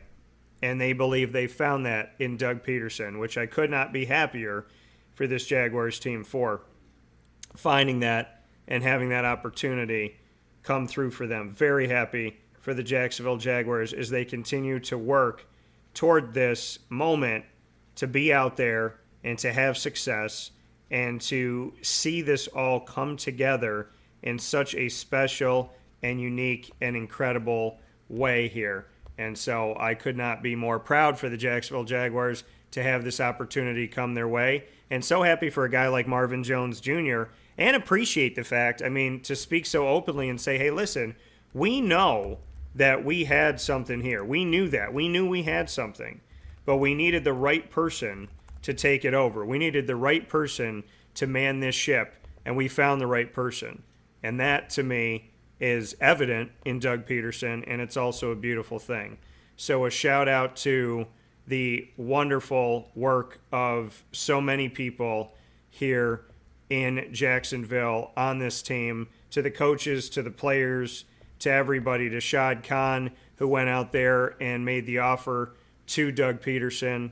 I'm very happy that this has finally come together for a franchise that has worked so diligently and doesn't get the respect they deserve, and for everything they've been through adversity-wise. I can speak from a special seat. Now, I'm not a player, and I'm not the owner, and I'm not a coach, so I'm not there every single day. But I can say that I'm in a small minority of people around the world that have been in that locker room consistently for the better part of the last 12 years. And what I see now, they had a good team in 2017, 2018 when they made it to the AFC Championship. But they had some knuckleheads on the team. They had a very talented team, but not a very necessarily always together team. This team right now, probably the best locker room atmosphere that I've ever seen with the Jaguars in 12 years. And I'm very happy for them. Coming up next, running back JaMycal Hasty. Very excited, as always, to have the opportunity to speak with JaMycal, and, to speak with any of the Jaguars. JaMycal Hasty, one of the new Jaguars that gets to come here on the broadcast on Wake Up Call with Dan Tortora, where sports meets that thing called life. This is JaMycal Hasty's debut on Wake Up Call, on the Prowl, and what a debut to have as he debuts in the playoff edition of Wake Up Call with Dan Tortora. Here is JaMycal Hasty on Wake Up Call with Dan Tortora, where sports meets life, from inside of these amazing and incredible Cafe Kubal studios. Well, being a part of this team, coming onto the team during the season, just bring me into what happened there and the shift across the country to come out here. I guess you say it's just part of the business, you know. I was in San Fran, and, I'm here, and I'm glad to be part of the Jags. And you've obviously stepped up and created opportunities for this team. Just what you could say about finding your role on the fly, because it seems like you've been a weapon almost immediately for Jacksonville. Right. I think just coming in and first things first, just learning the playbook. Learning how they operate here, learning terminology, and it started there. And everything else just kind of took care of itself. Trevor Lawrence, have you worked with a quarterback like him before, or what is it about him that has become so special? Right, but I think it's his confidence more than anything. He's a winner. He's won championships in college, so he has that ick factor. That championship pedigree. So it's not surprising that he's playing the way that he is. You come onto this team that for the past 2 seasons was in last place in the entire NFL, now AFC South champions. I know you weren't here in those 2 seasons, but what do you see from the culture of this team, having been a part of another culture? I definitely see guys who love to play football, you know what I mean? And I think it starts there. And, we got a great coach and Coach P leading the way. So, we're just going to keep chipping wood, and just keep it going. For this team to do what you did in this game, you waited over 57 minutes to take the first lead, and that was the lead that you held on to. So just to bring me into that, I mean, there was a bend but don't break mentality on the team. Yeah, I wouldn't necessarily say that was the mentality, but I would say that's kind of the way, the game played out. You know what I mean? We would have loved to come out firing and take a lead from the jump and keep it the whole game, but, it didn't happen that way. But, it just shout out to this team, man, for, just keep fighting, never quitting. Is there anything that you've gone through in your history as a player that you can compare to seeing a team gel the way that this team is this late in the season? Could you repeat the question? I'm sorry.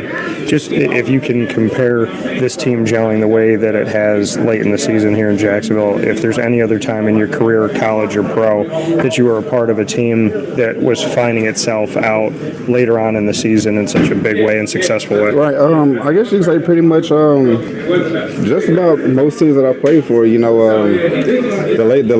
more you play together, the deeper you get into the season, the more you get a feel for each other, the more you come together as a team as brothers. So I guess that's the question, yeah.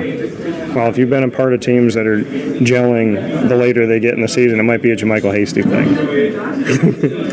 Maybe. I don't know, man. I don't know, but I've been blessed, for sure. In final note, you brought up Doug Peterson. Him as a coach, him as a leader, what do you like about him and what makes his message resonate with you? Right. Just always positive, man. Just very genuine. He's won Super Bowl before, so he definitely knows what he's doing. He knows what he's talking about. So from that standpoint, it makes it easy to buy in. And I really can't say no good things about him. That coming once again from JaMycal Hasty here on Wake Up Call with Dan Tortora, where sports meets that thing called life. Inside of the Cafe Kubal Studios, we have one more conversation before we take our final step aside.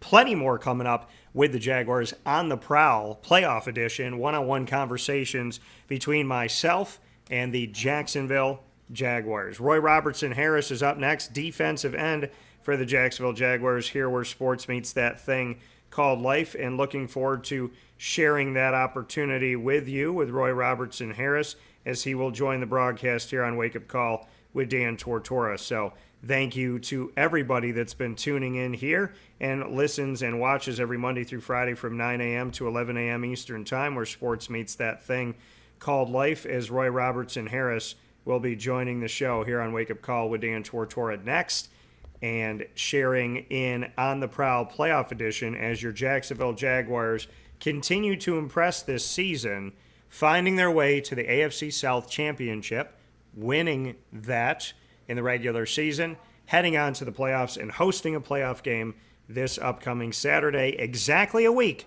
from the game they just won's kickoff. So Saturday, January 14th, 8:15 p.m. Eastern Time, inside of TIAA Bank. Here we go.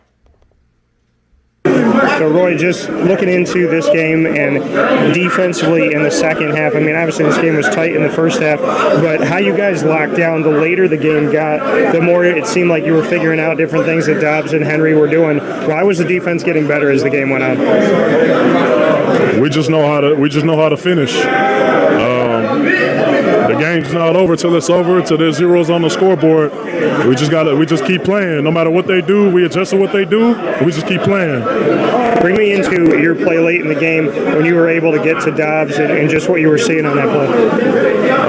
We were out there rushing, and I didn't get a clean rush, but I just felt him float out, and I was able to be in position to get to him. I had a couple more opportunities, but I wasn't able to make those. But in that one, I was able to finish that play and get him down. You talk about opportunities. Jacksonville gave you an opportunity. What does it mean to you that they believed in you from that moment to this point right now? It's a blessing. I'm here to help them win, help this team win, and that's what we're doing. And the job's not finished. We're in the playoffs, but this is when real ball begins. Everything that we've done the past 18 weeks and prior to that, all that is over. These are the games that really matter in January. and your owner, Shad Khan, said that this is good, but there's more work to be done. How locked in has this team been in this winning streak, and how would you describe kind of what this environment and culture is like right now? Everybody's bought in, everybody's locked in, and man, we just want to win. That's it. Ain't nothing to it, man. Everybody just wants to win, and you know, like I said, it's a hat game. We got it, and we're trying to get 2 more hats. That's it. 2 more hats. That's what we're going for. This real, man. This real ball. This it's about to begin. This is cool, but it's time to go play now. The NFL moved this game from Sunday at 1 o'clock to a Saturday night primetime game. The fans responded with 70,000 plus showing up, spinning their towels the whole game. Just what that meant to you for Duvall to show up. It was great. There's more to be seen, and I hope the fans continue to show out. Tonight was a great night to see everybody out. Felt like the whole city was here today, and it was a great time, great day to show up. A team that went from last place to AFC South champions. Why this season did you guys flip the script the way that you have? Well, it starts up top, man. We got some good coaches that put us in position to win, and that's what we're doing. We got a great head coach that obviously knows how to win and has been part of championship football, and everybody's bought in. And I mean, I have no words for it. We trust each other, we love each other, and we just want to win for each other. That's it. There's no guy singling himself out, wanting to, get all the plays, none of that. Everybody's happy for each other's success. Everybody's just doing their job. That's it.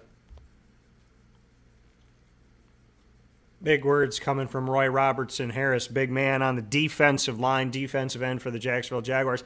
Nobody's looking for themselves, man. We're looking for each other. We love each other. We're here for each other. We want to win with each other. When I talk about culture, change, it's here. I feel it. I felt it this season. I hope it continues.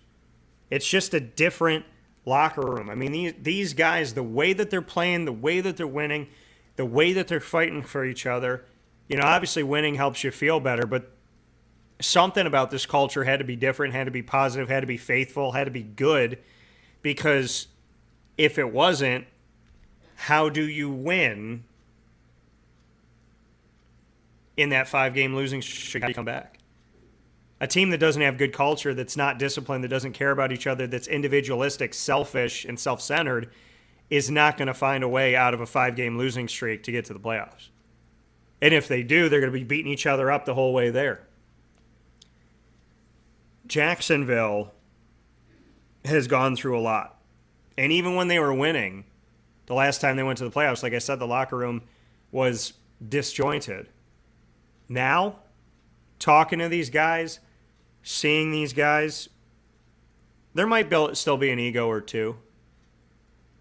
But ultimately, this team has a lot of love, has a lot of sacrifice, has a lot of togetherness, and I'm loving being a part of it. We're going to take a step aside for a fast break. We'll be back with more from the Jaguars. Plenty more conversations coming up on the Prowl Playoff Edition as the Jacksonville Jaguars join me here on Wake Up Call with Dan Tortora to speak as they head into the playoffs for 2022-23. It's Playoff Monday! What? That's right, baby. We'll be back right after this.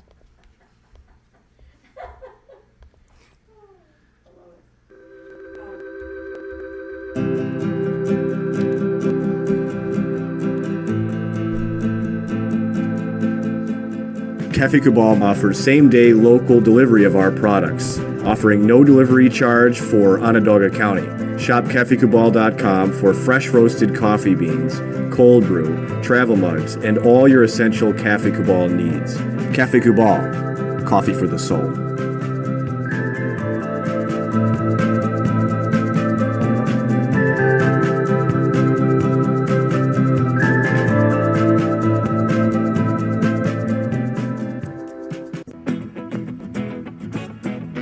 This is Amy from Mother's Cupboard, home home of the whole frittata. We are open daily 6 a.m. to 1:30 p.m. For takeout orders, call 315-432-0942 and tune in to Wake Up Call with Dan Tortora for our monthly food challenge and try our Wake Up Call signature menu item available 7 days a week.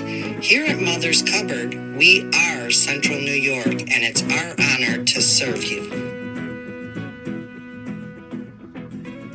Ma and Pa's Kettle Corn and Popcorn Factory remind us that every day is worth celebrating. Find them at 201 Old 7th North Street in Liverpool, New York, open Monday through Saturday in-store and all the time online at maandpaspopcorn.com. Serving our Central New York community and beyond, you can order all throughout the country at maandpaspopcorn.com. And remember to get your tins, which have in-store half-price refills forever. Ma and Pa's Kettle Corn and Popcorn Factory, available to you for fundraising and all of your events by calling 315-450-6272. That's 315-450-6272. Ma and Pa's Kettle Corn and Popcorn Factory.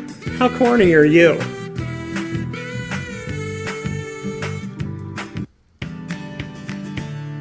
Woody Wicks Candles and Gift Shop, Township 5 Camillus, where you will find handcrafted all-natural soy wax candles over 60 cents to freshen up your home.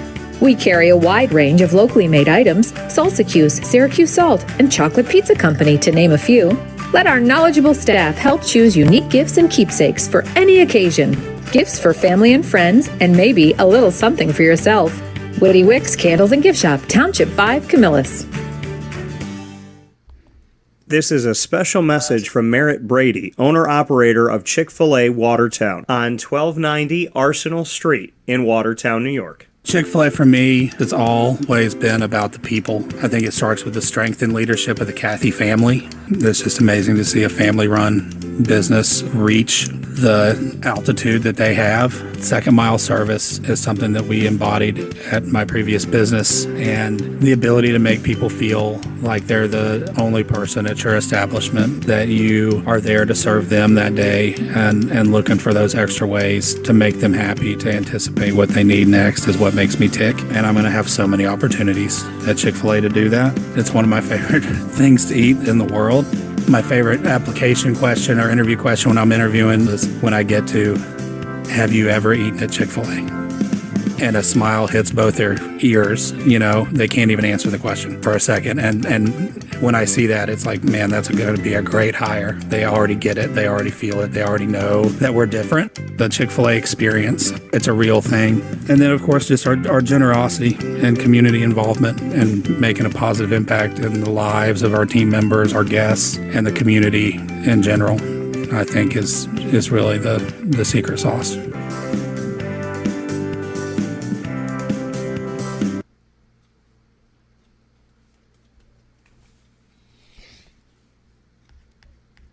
Welcome back here to Wake Up Call with Dan Tortora inside of the Cafe Kubal Studios, hanging out with you where sports meets that thing called life. Always happy to be here with you every Monday through Friday from 9 a.m. to 11 a.m. Eastern Time, where sports meets life.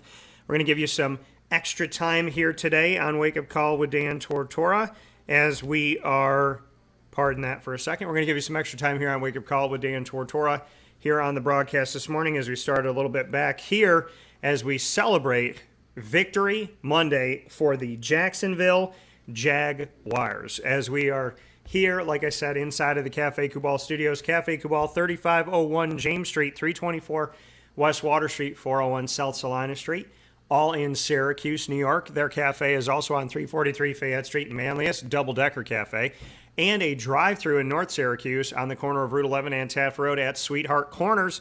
And if you're down here in the Sunshine State or anywhere else, you can go to cafekubal.com and order from them today. That's cafekubal.com, and make sure you order today.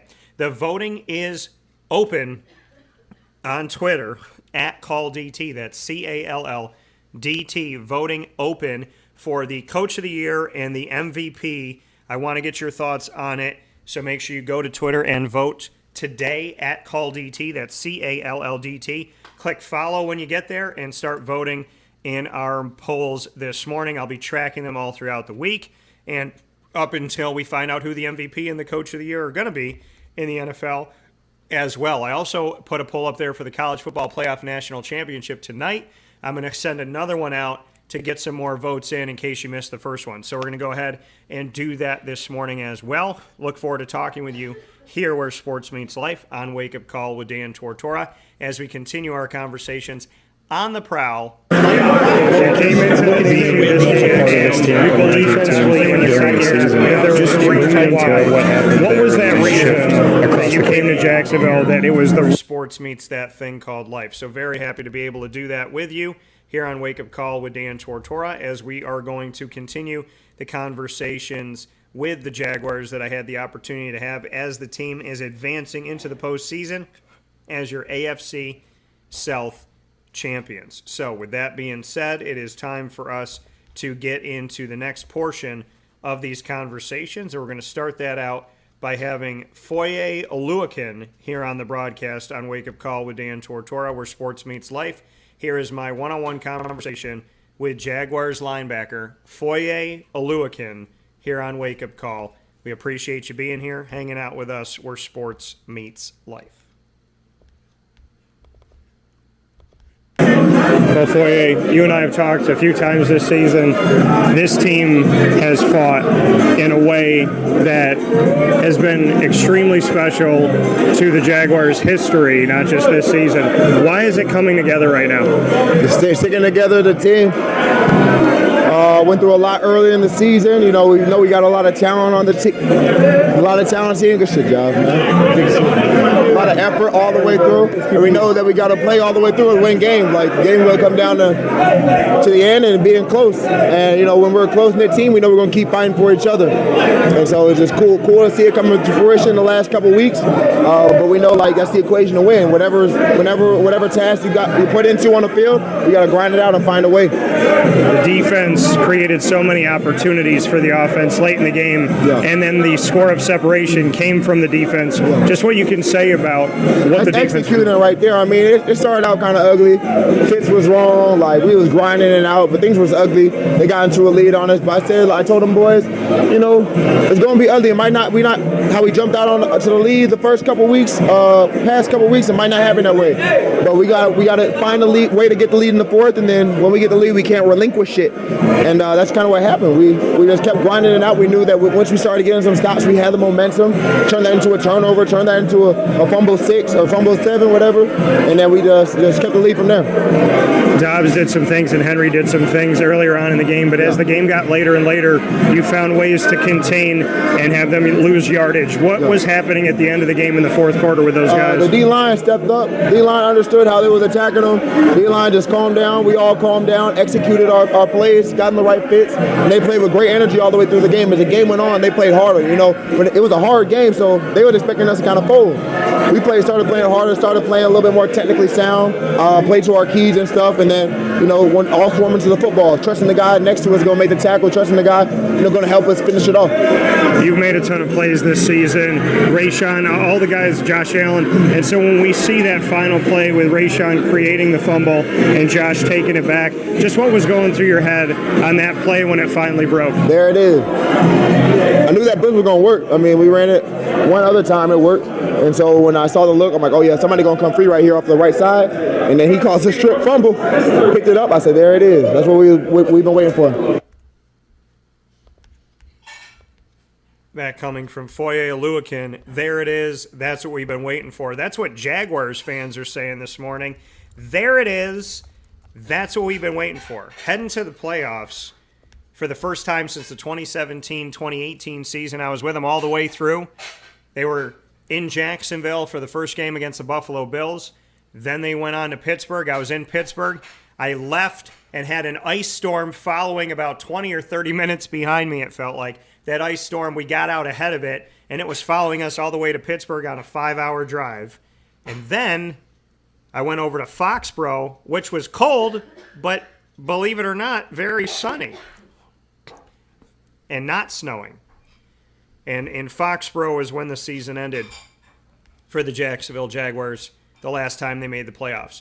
This time around, they get to start it like they did in 2017-2018, as they will be at home in Jacksonville in Duval County, and they will have a chance to face the Chargers once again after doing what they've done this season, which is find a way together to love each other, support each other, and move forward together. They started the season 2-1. After defeating the Chargers in that second win of the season, they lost 5 in a row and overall lost 6 of 7. Since then, after losing 6 of 7, they've won 6 of their last 7. So they lost 6 of 7 and now have won 6 of 7 to end the regular season. Beating Baltimore, losing at Detroit, and winning the last 5 games at Tennessee, Dallas at home, at the Jets, at the Texans, Tennessee at home. The Jacksonville Jaguars lose 6 of 7 and then win 6 of 7.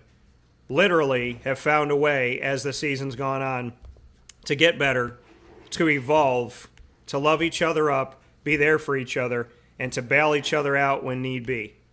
Your Jacksonville Jaguars are heading to the playoffs, but not before you hear from them on Wake Up Call with Dan Tortora. Coming up next on the Prowl Playoff Edition, we have for you, for the first time ever on the broadcast, Chad Muma, linebacker of the Jacksonville Jaguars.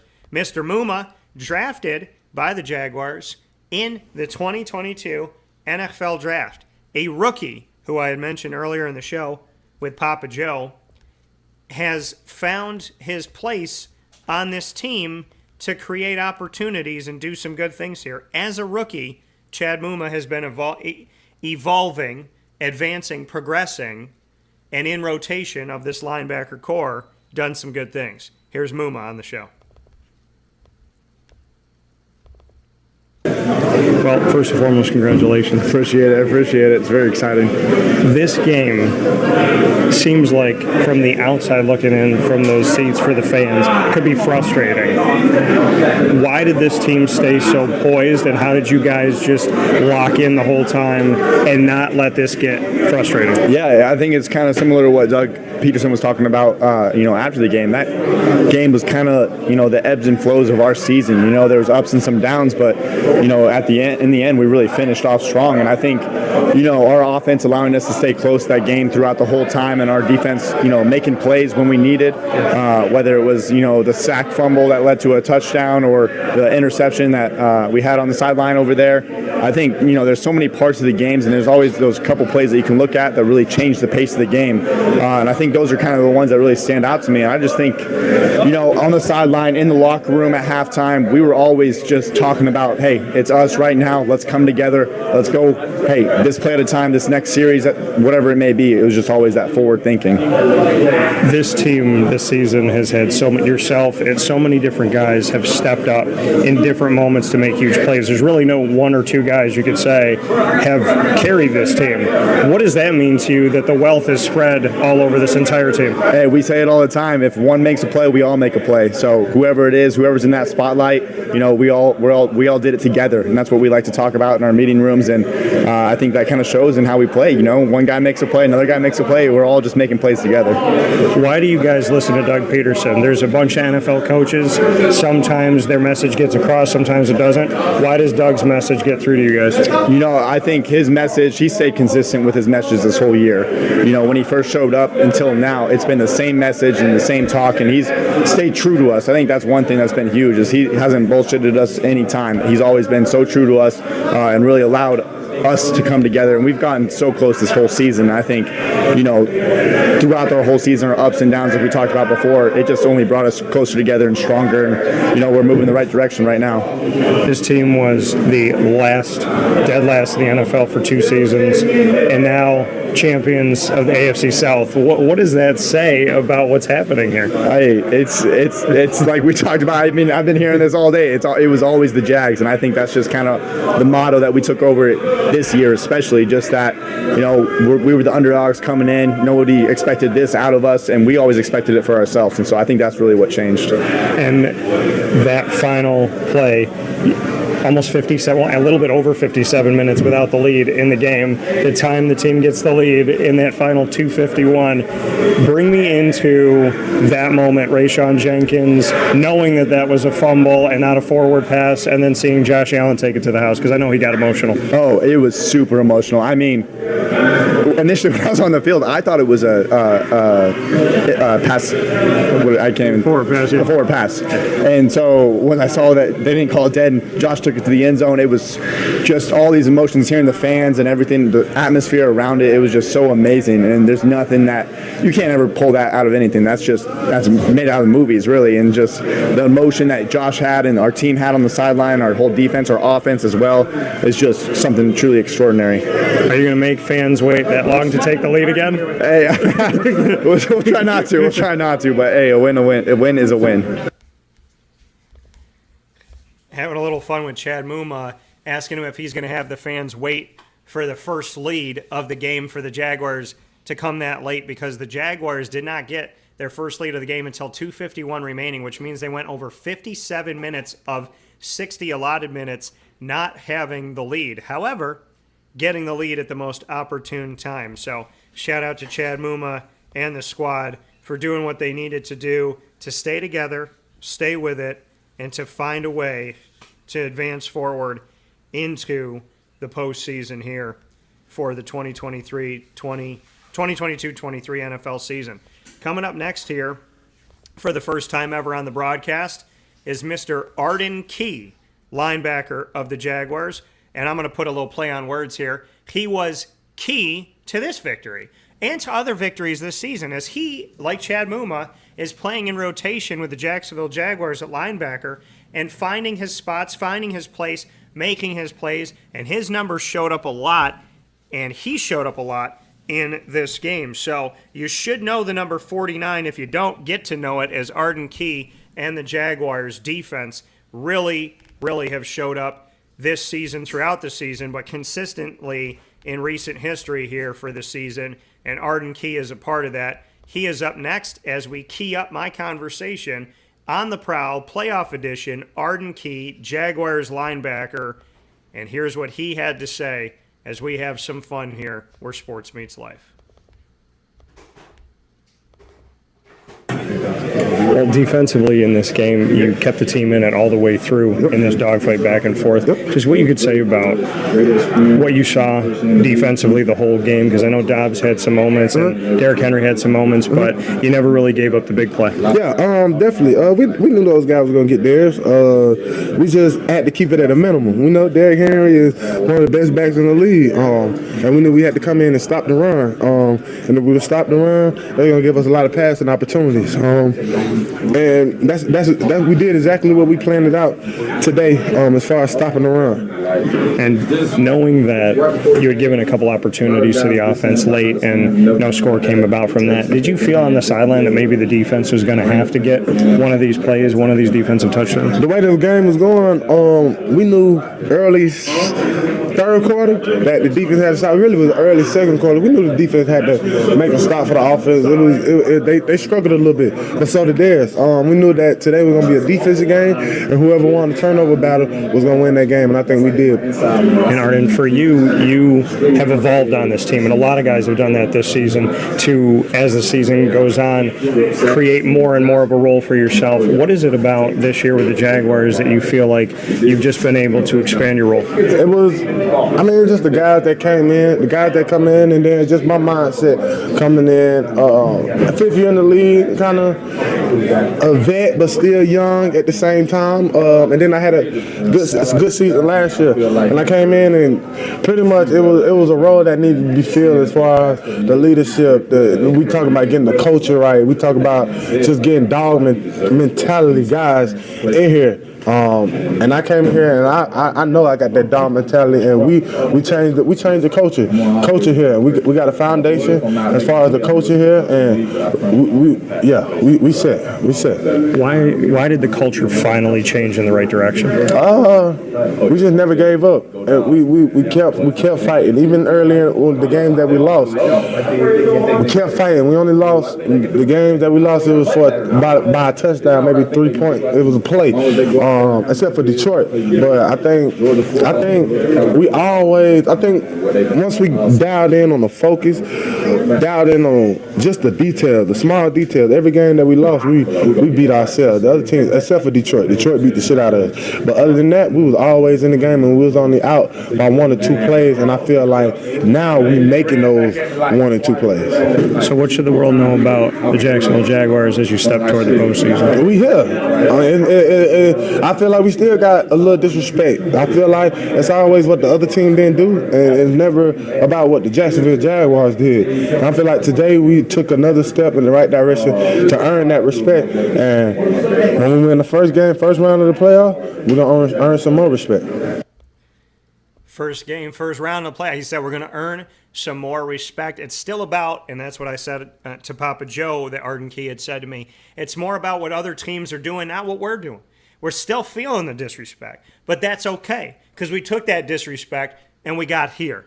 Now we have the opportunity to take the disrespect into the playoffs and move forward from there. Arden Key, I enjoy it, I like it, I feel it, I appreciate it. Coming up next here, and to round out On the Prowl playoff edition, conversations with the Jacksonville Jaguars here on Wake Up Call with Dan Tortora as we step into the playoffs. I had the opportunity to continue my Cisco Chronicles, is what I call them.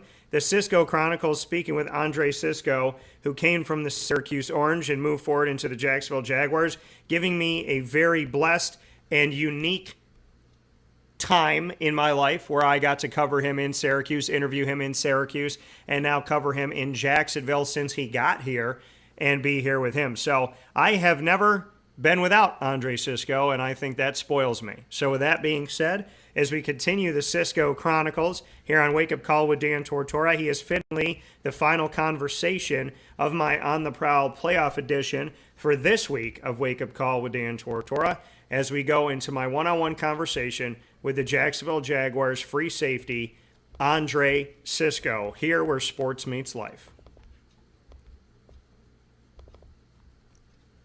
Well, just for you to go through this and to see, what this team has gone through since you got here, last place last season to being AFC South champions, why you think there's been such a shift in the positive direction? Doug Peterson, absolutely Doug Peterson. He's just, guys just listen to him. We appreciate him. He never speaks negatively on situations that might appear negative, and you talk about that. That's what faith is, not trusting what you see, trusting the long haul, trusting the process, and you can't ask for a better leader, honestly. When you see this defense do what you've done in this game, you gave a bunch of opportunities to the offense, and they were given the ball right back in the 3 and outs, and so eventually the defense scored. Was that a mentality on the sideline saying, okay, we might have to get in the end zone in order to end this game? We had a feeling that something was coming, but for the most part, we just got to be in the right place, right time. Keep firing off the ball and just being positive, bro. It wasn't pretty, like I was telling them. It wasn't pretty, but we made it happen. And just to see the way it happened, you can't predict plays like that. You don't you practice it, you think it, but when it actually happens, it's just amazing. So it's hard to explain, hard to put into words. Last season, when the staff was shifting into this new staff, they said that you were going to be one of the guys that had a bright future on the team.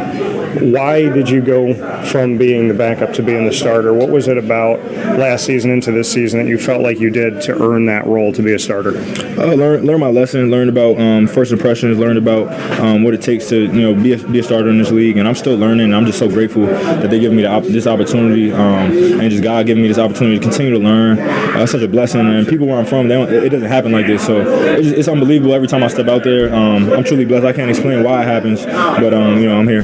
Final note, you talked about faith and God, and that's obviously something that's been very important to me my whole life. So just how you lean on that and how you believe in that, because you've seen adversity, like you said, in your life on and off the field. I just look to just get closer to Jesus as much as I can. Just stay in prayer. I got guys here that encourage me in that way, and I'm just looking forward to just continuing spreading the word and being a light in locker rooms, wherever I am, just being a light in any way possible. Because that's what it's about, is just representing, being a new creature under the law of Jesus, and just appreciating that. Well, you got Duval, but you also have Orange Nation too, so congratulations on that. Yeah, no, I appreciate them. I heard from the AD, he shot me out earlier today, just saying good luck and everything. So I'm always going to appreciate cues.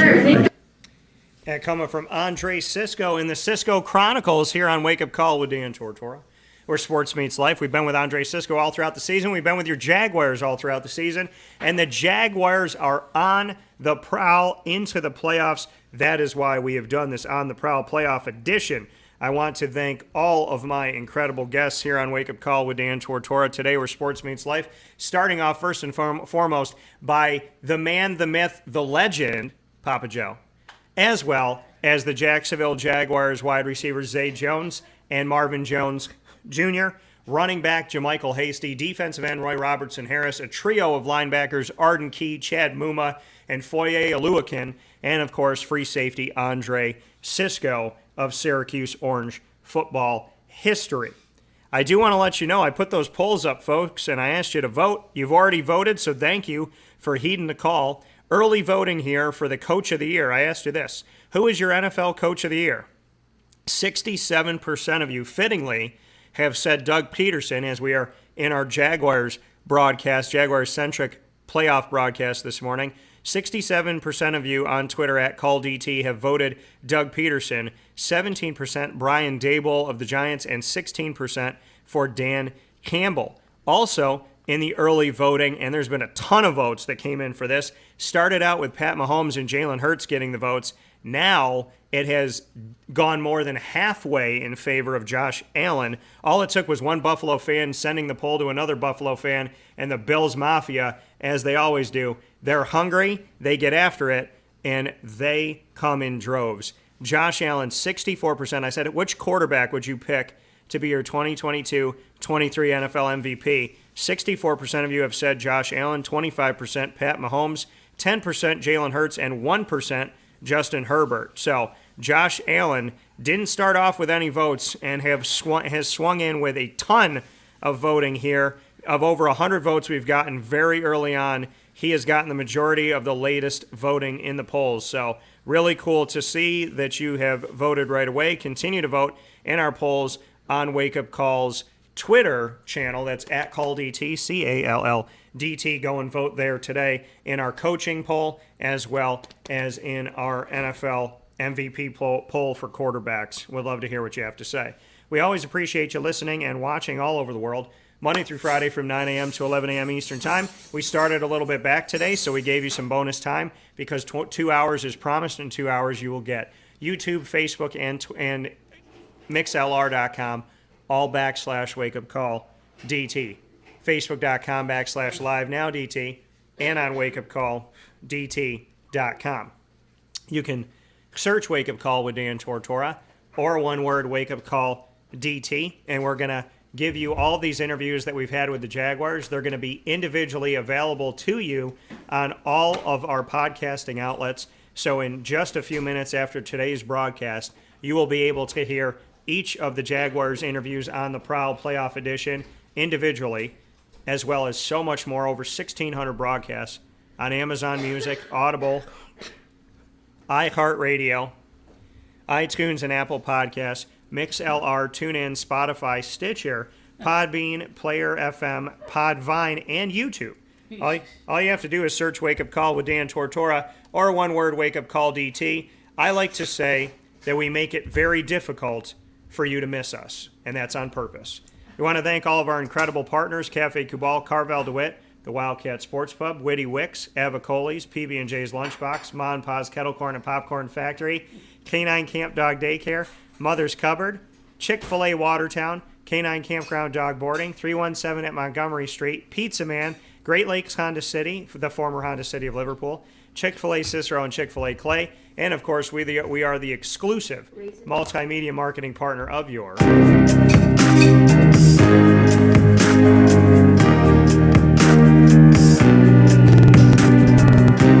Lemoyne College Dolphins. It is Fins Up every single month on Wake Up Call with Dan Tortora. Your Dolphins are available to you Wednesdays at 9 a.m. during Dolphin Time. You can also find all of our Dolphin content by going to our YouTube channel and subscribing, youtube.com/wakeupcalldt. For those of you watching and listening there right now, just click subscribe while you're watching and listening. And of course, you can find the Lemoyne tab on wakeupcalldt.com. Every first and third Wednesday of each month, we bring you AD and DT, Athletics Director Bob Beretta and myself, Dan Tortora, the exclusive series on realignment and reclassification. And every second and fourth Wednesday, we bring you the Dolphin Dive, diving into the stories of student athletes, coaches, administration, future Dolphins, and alumni. For more information on your Dolphins, go to their newly redesigned website at LeMoyneDolphins.com.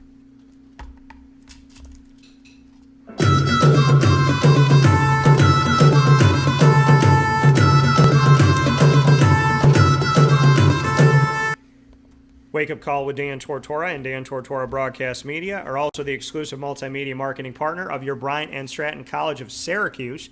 The Bobcats are here with us every single month on the Bobcat Buzz, where we give you stories with student athletes, administration, and coaches. We have talked with national champion coach and team of the men's soccer team at Bryant and Stratton College of Syracuse, the national champion coach and team of the Bryant and Stratton women's soccer team at Syracuse. We're also in season for the men's and women's basketball teams at Bryant and Stratton College of Syracuse, speaking with the Bobcats coaches and their student athletes, as they have Tay Baker for the women's team in his first year as their head coach, and Clay Gagan-Sherman in his first year as the men's basketball head coach after starting the women's basketball program at Bryant and Stratton. And we have covered the incredible history of the Bryant and Stratton College Bobcats of Syracuse baseball team in their inaugural season coming up here in 2023. We've already chronicled their story with student athletes and their head coach, Sean Peak. We'll have plenty more coming up with the Bobcats this month and every month on Wake Up Call with Dan Tortora. You can find all of our Bobcat Buzz by going to youtube.com/wakeupcalldt and clicking subscribe. You can also go to the BSC Syracuse tab on wakeupcalldt.com. And for more information on your Bobcats, go to syracuse.bscbobcats.com. With that being said, find us on Facebook, Twitter, and Instagram 24/7. Facebook at Wake Up Call DT, Twitter at Call DT, where you can vote right now, and on Instagram at wakeupcall_DT. Once again, I want to thank my Jaguars for joining the show as always. I want to thank Papa Joe, and I have 3 noises to make before I end the show. Papa Joe!